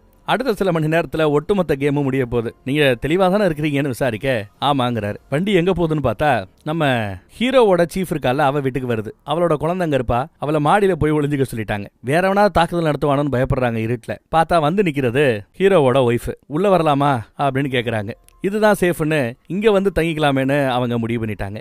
ஹீரோ எங்கன்னு கேட்க ஹீரோவும் சீஃபும் வேற ஒரு இடத்துக்கு வந்திருக்காங்க. இன்னும் கொஞ்சம் தூரம் போகணும், இருட்டா தான் இருக்கு, டிராபிக் எல்லாம் அப்படியே நின்னு போய் கிடக்குது, நம்ம நடந்தே போலான்னு முடிவு பண்ணி நடந்து போறாங்க. இன்னும் 1 ஹவர்ல எப்படியும் பவரை ரீசெட் பண்ணிடலாங்கிறாப்ல ரேடியோ ஃப்ரீக்வன்சி இங்க யூஸ் பண்றாங்க. நம்ம சீஃப் கிட்ட பசங்க அப்டேட் கொடுக்குறாங்க, சிறப்பு பிரிவு பசங்க. ஆனா இப்ப அறவரையா ஒரு செய்தி வருது, நம்ம தலைவர் இறந்துட்டாராமே, அப்படியா அப்படின்னு ஒருத்தவன் வருத்தப்பட்டு கேட்பான். வேலையா பார்ப்பான்னு மட்டும் சொல்லி போனை கட் பண்ணுவாங்க. பவரை சரி பண்ணு, அதுக்கு பிறகு கம்யூனிகேஷனை சரி பண்ணு அப்படின்னு மட்டும் சொல்லுவாங்க. இந்த பக்கம் நம்ம ஹீரோயின் அவங்களோட அபார்ட்மெண்ட்டுக்கு வராங்க. கதவை திறந்து உள்ள வந்தா அப்பா ஜம்முன்னு உள்ள உட்கார்ந்துட்டு இருக்கிறாரு. இவ போன்ல பேசின விதத்தை வச்சே சம்திங் தப்புன்னு புரிஞ்சுக்கிட்டாரு. இந்த பிரச்சனையோட உண்மையான மோட்டிவ் என்ன, இதுல கண்டிப்பா அந்த எதிர்க்கட்சி தலைவர் இருப்பான்னு எங்களுக்கு தெரிஞ்சு போச்சு. வேற யாரா இருக்கான்னு கேட்டா எதிர்க்கட்சியில சில பேர், சில அமைச்சர்கள், ஆளுங்கட்சியில இருக்கிற சில அமைச்சர்கள், சரி எதிர்க்கட்சியில சில MLAக்கள் உள்ள இருக்கிறாங்க, ஆளுங்கட்சியில சில அமைச்சர்கள் உள்ள இருக்கிறாங்க. அடுத்த தேர்தலில் நாம ஜெயிக்கணும், ஒரு பெரிய மாற்றத்தை கொண்டாக்கணும் நாங்க நினைச்சிட்டு இருக்கும் போது அந்த டெக்கி பொண்ணு வந்தா. ஒரு நிமிஷத்துக்கு நம் நாட்டோட சிஸ்டம் எப்படி இருக்குன்னா தரம் இல்லாம இருக்குது. ரொம்ப ஈஸியா ஒரு நிமிஷம் நான் ஒரு தாக்குதல் நடத்தினா கூட அமெரிக்கா தாங்காது, இதை ஒரு டெமோ காமிச்சா அமெரிக்கா பயந்துரும், ஆளுங்கட்சிக்கு எதிராக திரும்பும் அப்படின்னு ஒரு டெமோ காட்டி இருக்கிறா. அதை நம்ம எதிர்க்கட்சி தலைவர் நம்பினார். சரி ஒரு நிமிஷம் நாம எவ்வளவு பலவீனமா இருக்கோங்கிறத மக்களுக்கு தெரியப்படுத்தணும் சொல்லி நம்ம எதிர்க்கட்சி தலைவர் எல்லாத்தையும் பேசி சரின்னு ஒத்துக்க வச்சு அதை ஓகே சொன்னாரு. எங்களோட நோக்கமே என்னன்னா ஒரு நிமிஷம் தாக்குதல், சிஸ்டம் எவ்வளவு வீக்கா இருக்குன்னு மக்களுக்கு தெரியப்படுத்தணும், மக்கள் ஆளுங்கட்சிக்கு எதிராக ஓட்டு போடணும், அடுத்து இந்த எதிர்க்கட்சி தலைவர் அடுத்த பிரசிடென்டா வரணும். அப்போ இந்த டீம்ல இருக்கிற ஒரு 12 பேர் வந்து பாத்தீங்கன்னா அடுத்தடுத்த அமைச்சர்களா பெரிய பெரிய பதவி கிடைக்கும், அப்படி போலாங்கிறப்பல இவங்க பிளான். நாட்டை இன்னும் பெட்டர் ஆக்கணும், இன்னும் பலமாக்கணும், பெரிய பெரிய டெக் ஆட்களை உதவியோட நம்ம செய்யணும் அப்படின்னாங்க. நல்ல நோக்கத்துல தான் செஞ்சோம். ஆனா 3000 பேர் இறப்பாங்கன்னு சத்தியமா எனக்கு தெரியாதுப்பான்னு சொல்லி அழுகிறா. நீயும் அந்த குரூப்ல ஒரு ஆள் தானு கேட்டா ஆமாங்கிறாரு. ஆமான்னு அந்த அம்மா சொல்லுது. அப்படி இப்படின்னு நாடுன்னு பேசினவ அதுக்கு பிறகு தப்ப ஒத்துக்கிட்டா. ஆமா நான் தான், என்ன பெறணும்னு தெரியலப்பா, பயமா இருக்கப்பான்னு சொல்லி கட்டி பிடிச்சு அழுதுகிட்டு இருக்கிறா. அதெல்லாம் அவரு ஒண்ணு இல்லன்னு அமைதிப்படுத்திட்டு இருக்கிறார். நம்ம பசங்க போராடி சொன்னபடி 1 மணி நேரத்துல பவர் சிஸ்டத்தை திரும்ப கொண்டு வந்துட்டாங்க அந்த வைரஸ் தாக்குதல இருந்து. சூப்பர் ஃபோக்கஸ் அடுத்து கம்யூனிகேஷனை திரும்ப கொண்டு வரணும் அப்படின்னு சொல்லி அடுத்த வேலையும் நடக்குது. தரல லைட்டா ஒரு வேர் கிடைச்சா போதும், ஆலமரத்தையும் நம்ம பசங்களால உருவாக்க முடியும். அடுத்த ஹெலிகாப்டர்ல நம்ம ஆளு பறக்கிறார். நியூஸ்ல பார்த்தா நம்ம ஆளு இறந்து போயிட்டாங்கிறாப்ல செய்தி பரவிக்கிட்டு இருக்குது. அதை கேட்டதும் எல்லாரும் ஐயோ அவர் இறந்துட்டாரான்னு வருத்தப்படுறாங்க, நம்ம டீம் உட்பட. அப்புறம் பார்த்தா மேல இருந்த அந்த லில்லிங்கிற பொண்ணு கீழே வர்றா. சீஃப் இது என் பொண்ணுன்னு அறிமுகப்படுத்துறாங்க. இந்த அம்மாவுக்கும் தெரியும் அப்ப இந்த பொண்ணு தான் புருஷனுக்கு பிறந்தவதா அப்படின்னு புரிஞ்சுக்கிறாங்க. ஒரு செகண்ட் அப்படியே மூஞ்சி அமைதியாகும் பாருங்க. இந்த பக்கம் பார்த்தா நம்ம எதிர்க்கட்சி தலைவர் நம்மளால இறந்து போயிட்டான்னு நினைச்சு மீடியாவை கூப்பிட்டு தன்னோட ஆழ்ந்த அனுதாபத்தை தெரிவிச்சுக்கிறார். தன்னோட பெஸ்ட் ஃப்ரெண்டு அப்படி இப்படின்னு ஆத்துறார். அவர் பண்ண ரேஞ்சுக்கு பெரிய லெவல்ல என்னால சர்வீஸ் பண்ண முடியுமான்னு தெரியல. ஆனா அந்த சிறப்பு பிரிவோட தலைவரான பிறகு அவர் பண்ணதுல பாதியாவது பண்ண முடியும் நான் நம்புறேங்கிறாப்லாம் பேசி அனுதாப அலைய தன் பக்கம் திருப்பணும்னு பண்ணிட்டு இருக்கிறார். சூப்பரா கெத்து காட்டிட்டு வெள்ளை மாளிகையில இருந்து எனக்கு அழைப்பு வந்திருக்கு, நான் அவங்கள பார்க்க போறேன்னு சொல்லிட்டு வந்துட்டு இருக்கிறாருங்க வெள்ளை மாளிகைக்கு, ஒயிட் ஹவுஸுக்கு. அப்போ ஒரு அன்னோன் நம்பர்ல இருந்து கால் வரும். யாரான்னு பார்த்தா எனக்கு அஞ்சலி செலுத்தின விதம், அனுதாப அலைகளை வீசுறதுக்காக நீ பேசின பேச்செல்லாம் பயங்கரமா இருந்துச்சு, நான் உயிரோட தான் இருக்கிறேன், மாளிகைக்கு வா பேசுவோங்கிறாரு. அவர் அதிர்ந்து போய் கேட்கிறாப்ல. 2 பேரும் நேருக்கு நேராவே பார்த்து பேசிக்கிறாங்க. அப்பயும் அந்த ஆளு பயப்படாம தைரியமா பேசுறாங்க. சுதந்திரங்கிற பேர்ல மக்களுக்கு நிறையவே கொடுத்துட்டோம், அந்த சுதந்திரத்துல இருக்கிற பலவீனத்தை மக்கள் மறந்துட்டாங்க, அதே மாதிரி நம்ம சிஸ்டமும் எவ்வளவு பலவீனமா இருக்குங்கிறத காட்டணும்னு நினைச்சுங்கிறாப்ல. அவர் அதே கதையை பேசிட்டு இருப்பார்.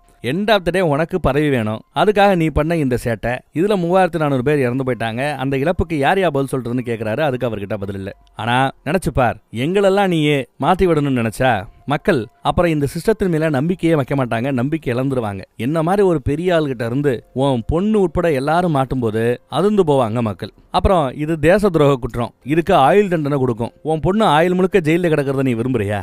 நாங்க போனா எங்களோட உன் பொண்ணும் பேக்கேஜ் மாதிரி வந்துதான் ஆகணும்னு ஒரு மிரட்டுறாரு. வழக்கம் போல நம்ம ஆளு குளிச்சு கிளம்பி அடுத்து என்னன்னு யோசிச்சுட்டு இருக்காரு. அடுத்த நாள் பார்த்தா நியூஸ்ல அவர் சாகல, உயிரோட தான் இருக்கு, அது ஒரு புரளி, நம்ம ஹீரோ நல்லா தான் இருக்கிறான்னு நியூஸ் வருது. அது மட்டும் இல்லாம இன்னைக்கு மக்களுக்கு மத்தியில சபைக்கே போய் இந்த தாக்குதல் சம்பந்தப்பட்ட முழு ரிப்போர்ட்டையும் சப்போர்ட் பண்ண போறாரு, சப்மிட் பண்ண போறாருன்னு நியூஸ் வருது. அம்மா என்ன சொல்றாங்கன்னா, நம்ம பொண்ணு ஜெயிலுக்கு போயிடக்கூடாது, பையனை இழந்துட்டோம், பொண்ணையும் இழக்க கூடாதுங்கிறாப்ல பேசுறாங்க. அவ்வளவுதான். இவர் எஸ் நோலாம் எதுவும் சொல்லல. அடுத்து பார்த்தா இவரை பாக்குறதுக்காக பிரசிடென்ட் அம்மாவே இவங்க வீட்டுக்கு வந்திருக்காங்க. அவங்கள வந்து என்ன சொல்றாங்கன்னா, எதிர்க்கட்சி தலைவர் இப்படி பண்ணது தப்பு தான், அவர் கூடயே நிறைய முக்கிய புள்ளிகள் என் கட்சியை சேர்ந்த சில பேர் கூட அதுல இருக்கிறாங்கன்னு கேள்விப்பட்டேன், இவ்வளவு பேர் மாட்டும் போது மக்களுக்கு அரசியல் மேலேயே ஒரு சலிப்பு ஏற்படும், நான் அடுத்த 4 வருஷம் ஆட்சி பயணம் அடுத்த தேர்தலில் ஜெயிக்கணும்னு நினைக்கிறேன். பிரசிடென்ட், அதுக்கு பிறகு துணை பிரசிடென்ட், அதுக்கு பிறகுன்னு பார்த்தா சபாநாயகர், அதாவது நம்ம எதிர்க்கட்சி தலைவர், 3வது உச்சபட்ச அதிகாரம் கொண்ட ஒருத்தர் இதுல உள்ள இருக்கிறாருன்னு கேள்விப்பட்டா மக்கள் அதிர்ந்து போயிட மாட்டாங்களா? அதனால இந்த மேட்டரை ஃப்ரீயா விடுங்க, அந்த டெக்கி ஒருத்தியை நாம பிடிச்சோம்ல அவதான் எல்லாத்துக்கும் காரணங்கிறாப்ல மட்டும் முடிச்சு விட்டீங்கன்னா நாட்டுக்கு நல்லது. மித்தபடி முடிவு உங்களோட தான், நீங்க என்ன முடிவு எடுத்தாலும் நான் அதை சம்மதிக்கிறேன்னு சொல்லிட்டு அவங்க கிளம்புறாங்க. நம்மளால வழக்கம் போல வாக்கிங்கெல்லாம் போயிட்டு பறவைக்கு தீனி போற அந்த இடத்துக்கு வந்து பார்த்தா அதுக்குள்ள ஏதோ வித்தியாசமா ஒண்ணு கிடக்குதுங்க. ஒட்டு கேட்கும் கருவியா என்னன்னு தெரியல, இல்ல அந்த புரோட்டஸ்னு ஒண்ணு இவரை தாக்குச்சுல, இல்ல தாக்குனதா நம்புறோம்ல அதுவா இருக்குமான்னு தெரியல. இல்லாத பையன், இறந்து போன பையனை தான் முன்னாடி உட்காந்துட்டு இருக்கிறாப்ல அவர் நினைக்கிறார். அந்த ரிப்போர்ட் எழுதிக்கிட்டு இருக்கிறார். ரிப்போர்ட்டை ஒரு வழியா எழுதி முடிச்சிட்டாருங்க. பிரசிடென்ட் கேட்டாப்ல அந்த ரிப்போர்ட்டை நம்ம சீஃபே நேரா கொண்டு போய் எதிர்க்கட்சி தலைவர்கிட்ட ஒப்படைக்கிறாங்க, சபாநாயகர்கிட்ட. அவர் வாங்கி படிச்சு பாக்குறாரு. இவரோட பேர் அங்க எதுவும் வரல. சந்தோஷப்படுறாரு. சூப்பர், ரிப்போர்ட்னா இப்படித்தான் இருக்கணும் அப்படின்னு சந்தோஷப்படுறாரு. இதுதான் நாட்டுக்கு நல்லதுன்னு வேற சொல்றாரு. நியூஸ்ல எல்லாம் பயங்கர ஆரவாரப்படுத்திட்டு இருக்காங்க. அவர் இறங்கி வரும்போது அவர் தன்னோட டிபார்ட்மெண்ட்டுக்கு போவாரு. போர்டெல்லாம் அப்ப கலட்டிட்டு இருக்காங்க. ஏன்னா இந்த பிரிவு நல்லபடியா எல்லாத்தையும் கண்டுபிடிச்சு முடிச்சிருச்சு, இதோட நோக்கம் நிறைவேறிடுச்சு, இதுக்கு பிறகு இந்த பிரிவு இருக்க கூடாதுன்னு ரொம்ப தெளிவா நம்ம ஹீரோ சொல்லிட்டாரு. அதனாலதான் லோகோல இருந்து எல்லாத்தையும் கிளியர் பண்றாங்க. அங்க வேலை பார்த்துட்டு இருந்த ஆட்கள் கிட்ட வந்து, ஏதோ உங்களோட திறமையால புண்ணியத்தால தான் நாம மிகப்பெரிய தாக்குதல இருந்து மீண்டு வந்திருக்கிறோம், அதுவும் வேகமா மீண்டு வந்திருக்கிறோம். இன்னொரு தடவை இந்த மாதிரி ஒரு தாக்குதல் நடக்காத ரேஞ்சுக்கு நாம சிஸ்டத்தை பலப்படுத்தணும், உங்களோட உதவிக்கு நன்றி சொல்றாரு. ஹாஸ்பிட்டல்ல இருந்து நம்ம ஃபோர்ஸும் வெளியில வந்துட்டாரு, அவருக்கும் தேங்க்ஸ் சொல்றாரு. அப்புறம் நம்ம சீஃபுக்கு தேங்க்ஸ். குடியரசுத் தலைவரே இப்போ சபையில என்ன நடக்க போகுது அதை பார்க்கணும்னு ரொம்ப ஆர்வமா உட்கார்றாங்க. சபைனா சபாநாயகர் இல்லாம எப்படி? அவரும் தயாராகிட்டு இருக்கிறாரு. நம்ம ஹீரோ வராரு, சபை கூடுது. இவர் உள்ள வரும்போது சபையில் இருக்கிற எல்லாரும் கைத்தட்டி இவரை வரவேற்கிறாங்க. ஏன்னா இவர் பண்ண சாதனை அவ்வளவு சாதாரண சாதனை இல்லை. பாருங்க, நடுவுல மீடியா இவரை ஏத்துச்சு, அடுத்து கீழே இறக்குச்சு, அடுத்து எல்லாத்தையும் கண்டுபிடிச்சிட்டு வெளியில கொண்டு வரும்போது மறுபடியும் மீடியா இவரை ஏத்துச்சு. அப்புறம் சபைக்கு வந்து மேலே ஏறி நின்று பேசணும். இவருக்கு மேல 2 பேர் உட்காந்துருக்காங்க. ஒருத்தர் துணை பிரசிடென்ட், இன்னொருத்தவர் நம்ம சபாநாயகர். எதுக்கு இவர் என்ன பேசணுங்கிறது சிஸ்டத்துல ஸ்கிரீன்ல ஓடிக்கிட்டு இருக்கும். சமீபத்திய தாக்குதல் வெறும் கம்ப்யூட்டர் கோடு மூலமா நிகழ்த்தப்பட்டது. ஒரு வித்தியாசமான யுத்தம் இது. இதை பண்ணவங்க எந்த டிமாண்டும் கேட்கல, பொறுப்பு ஏத்துக்கல, யாருன்னே தெரியாம இருட்டுக்குள்ள இருந்து தாக்குதல் நடத்தினாங்க. இந்த சவாலையும் முறியடிச்சு அமெரிக்கா மறுபடியும் நிமிர்ந்து நிக்குதுன்னு சொல்லும் போது எதிர்கட்சி தலைவர் அவர்தான் சபாநாயகர்களே, அவரும் கைத்தட்டுறாரு, எல்லாரும் கைத்தட்டுறாங்க. ஏதோ நல்லபடியா செயல்பட்டு இதை ஒரு முடிவுக்கு கொண்டு வந்துட்டோம். உண்மையான குற்றவாளிகளை கண்டுபிடிச்சிட்டோம். இதுக்கு பிறகு இந்த பிரிவு தேவையில்லைன்னு இந்த பிரிவையும் நாங்க கலைச்சிட்டோம். இப்போ நான் கண்டுபிடிச்ச விஷயங்களை சொல்ல போறேன்னு பேச ஆரம்பிக்கிறார். அப்படி பேச ஆரம்பிக்கும் போது அவர் ஒரு மாதிரி தடுமாறுறாரு. ஒரு மாதிரி பிளர் ஆகுது மேல இருக்கிற டிஸ்பிளே எல்லாம். அப்புறம் தெளிவா என்னோட ஃபைண்டிங்ஸ் என்னங்கிற எல்லாத்தையுமே ஒரு பெரிய ரிப்போர்ட் புக்காவே போட்டு சபாநாயகர்கிட்ட இந்த சபை கிட்ட நாங்க ஒப்படைச்சாச்சு. அதுல ஃபேக்ட்ஸ் இருக்குது, ஆதாரங்கள் இருக்குது. அந்த கோடீஸ்வரனும் இந்த பக்கம் கிட்டதுங்கிற அந்த ஆப்பை வச்சிருக்கிற இந்த கோடீஸ்வரியும் எப்படியெல்லாம் இந்த தாக்குதல் நடத்தினாங்கிறது டீட்டெயில் அதில் இருக்கும். இப்படிலாம் பேசிட்டு இருக்கும்போது டிஸ்பிளே ஒரு மாதிரி ஒரு பாட்டு எழுதிட்டே இருப்பாரு, ஹூ கில்டு பாம்பின்னு. அதுவே டிஸ்பிளேல வராப்புல அவருக்கு தெரியுது. என்ன எழுதிருக்குங்கிறது தெளிவாக அவரால் பார்க்க முடியல. உங்களுக்கு ஓகே தானே, ஒன்றும் பிரச்சனை இல்லையேன்னு பின்னாடி இருந்து சபாநாயகர் கேட்பாப்ல. அதெல்லாம் ஃபேக்ட், ஆனா அது எதுவும் உண்மை இல்லைன்னு ஒரு போடு போடுறாரு. சிரிப்பா இருக்குங்கிறார். நீங்க விரும்பின ஒருத்தர், உங்களுக்கு முக்கியமான ஒருத்தர், அவங்களை இழக்கிறது எவ்வளவு பெரிய வலி. அதே மாதிரிதான் உண்மை. உண்மையை கண்டுபிடிக்கிறதோ அதை ஃபேஸ் பண்றதோ கஷ்டம்தான். ஆனா அந்த கஷ்டத்துக்கு பலன் இருக்கும். அதே மாதிரிதான் இப்ப நான் இந்த கசப்பான உண்மையை உங்ககிட்ட சொல்ல போறேன். இந்த நாட்டுல சில முக்கிய பதவியில் இருக்கிறவங்க அதை விட்டு கொடுக்கறதுக்கு தயாராக இல்ல. ஏகப்பட்ட பொய்களை கட்டவழ்த்தாங்க. அதிகாரத்துல உட்காந்துட்டே இருக்கணும், இல்ல அதுக்கு அதிகபட்ச அதிகாரமான இன்னும் பெட்டரான பதவியை பிடிக்கணும்னு. உண்மையான நோக்கம் அதுதான். ஆனா பேச்சுக்கு உங்க சுதந்திரத்துக்கு ஓவரா சுதந்திரம் கொடுத்துட்டோம், அது நமக்கு பலவீனம்னு ஒரு கொள்கையை வேற பிடிச்சுக்கிட்டாங்க. நிறைய அதிகாரம் தங்க கிட்ட இருந்தா நிறைய பிரச்சனையை சரி பண்ண முடியும்னு ஒரு குருட்டு நம்பிக்கையில அவங்க இருந்தாங்க. என் சொந்த மகளே அதை நம்புனா. பாருங்க, இந்த லெட்டர் அவ எனக்காக கடைசியா கொடுத்துட்டு போயிருக்கிறா அப்படின்னு ஒரு லெட்டரை காட்டுறாரு. இந்த லெட்டர்ல இருக்கிற விஷயம் உண்மைன்னு சத்தியமா எனக்கு தெரியும்னு சொல்லி அதை படிக்க ஆரம்பிக்கிறாரு. என் மாவட்ட மக்கள் அவங்களோட பிரதிநிதியா என்னை தேர்ந்தெடுத்ததுக்கு நான் கடமைப்பட்டிருக்கிறேன். என்னோட மிகப்பெரிய வருத்தம் என்னன்னா, என் மேல அவங்க வச்சிருந்த அந்த எதிர்பார்த்துக்கு ஏத்தாப்புல நான் ஆட்சி பண்ணனாங்கிறது எனக்கு தெரியல. நான் சத்தியத்தை மீறிட்டேன், வழி மாறிட்டேன்.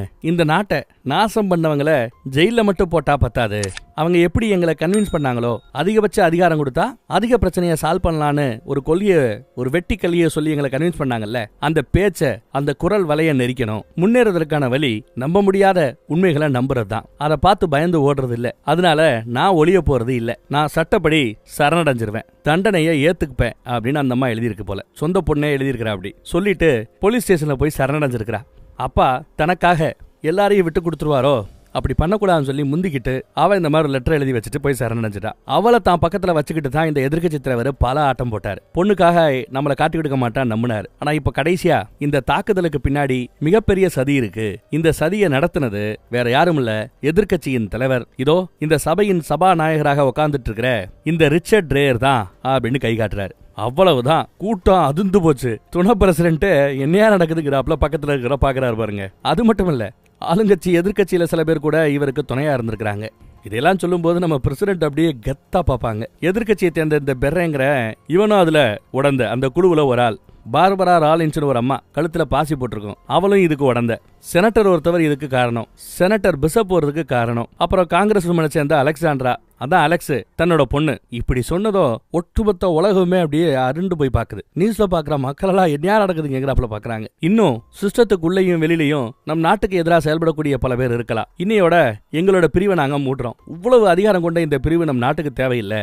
அதிக அதிகாரம் அதிக பிரச்சனையை சால்வ் பண்ணணும்னு நினைக்கிறது முட்டாள்தனம். இந்த பிரிவை நாங்க இதோட ஷட் டவுன் பண்றோம். நம் நாட்டோட பிரசிடென்ட் இந்த சம்பந்தப்பட்ட இந்த குற்றவாளிகளுக்கு தக்க தண்டனை வாங்கி கொடுப்பாங்கன்னு தான் நம்புறதாகவும் சொல்றாரு. யாரா இருந்தாலும் சரி அவங்களுக்கு தண்டனை கொடுக்கணுங்கிறாரு. முடிச்சுட்டு வெளியில போகும்போது நிறைய பேர் குழப்பத்தில் இருக்கிறாங்க. நிறைய பேர் கைத்தட்டி இது சரிதாங்கிறாப்புல பாராட்டுறாங்க. நியூஸ்ல பார்த்தா என்னையா நாம நினைச்சதை விட எல்லாம் தலைகீழா அப்படி நடந்திருக்கேன்னு எல்லாம் அதிர்ந்து போய் பாக்குறாங்க. நம்ம ஹீரோட பொண்ணு ஆல்ரெடி கஸ்டடியில அவங்களா வாண்டடா வந்து சரண்டர் அடைஞ்சிருக்கதா அடுத்த நியூஸ் வருது. அடுத்து இந்த பெரிய பெரிய ஆட்களை விசாரிக்கிறதுக்காக ஒரு விசாரணை குழுவை போட போறாங்களா. ராணுவம் கூட இதை பார்த்து கைத்தட்டுது. தப்பு பண்ணது எவனா இருக்கட்டும், உச்சபட்ச அதிகாரத்துல இருந்தா கூட அவங்களும் ஜெயிலுக்கு போகணும்ன்றத இதன் மூலமா நம் நாடு நிரூபிச்சுட்டதா சொல்றாங்க. சொந்த மகளா இருந்தா கூட நீதிக்கு முன்னாடி நிப்பாட்டினது பெரிய விஷயம்னு ஹீரோவை பாராட்டுறாங்க. அப்புறம் நம்ம ஹீரோ வீட்டுக்கு வராரு. தான் எப்பவுமே வேலை செய்யற இடம், அந்த இடத்துக்கு வந்து தான் பொண்ணுக்காக ஃபர்ஸ்ட் அவர் எழுதின லெட்டர் பிரசிடண்ட் கேட்டுக்கிட்டாங்கல்ல, இவங்களெல்லாம் காட்டி கொடுக்க வேண்டான்னு, அதுக்காக அவர் ரெடி பண்ண அந்த லெட்டரை தீயில போட்டு எரிக்கிறார். அப்புறம் பார்த்தா வழக்கம் போல குளிச்சு வாக்கிங் போயிட்டு ஒரு யதார்த்தமான வாழ்க்கையா வாழ்ந்துட்டு இருக்கிறாருங்க. இவருக்கு வந்து அந்த பிரச்சனை மணல மாதிரி ஒரு பிரச்சனை வந்தது. இல்லாத பாட்டு கேட்காத பாட்டு கேட்கறாப்புல இருக்கும், செத்த ஆளு நேர்ல வந்தாப்புல இருக்கும். இது எல்லாமே மேபி அவரோட வயசு கூடுனதுனால வந்த பிரச்சனையா கூட இருக்கலாம். செம்ம இல்ல, பயங்கரம் இல்ல. அரசியல்ல எவ்வளவு நடக்குதுன்னு பாருங்க. வேற ஒரு நல்ல கதையில மறுபடியும் சந்திப்போம். தேங்க்யூ.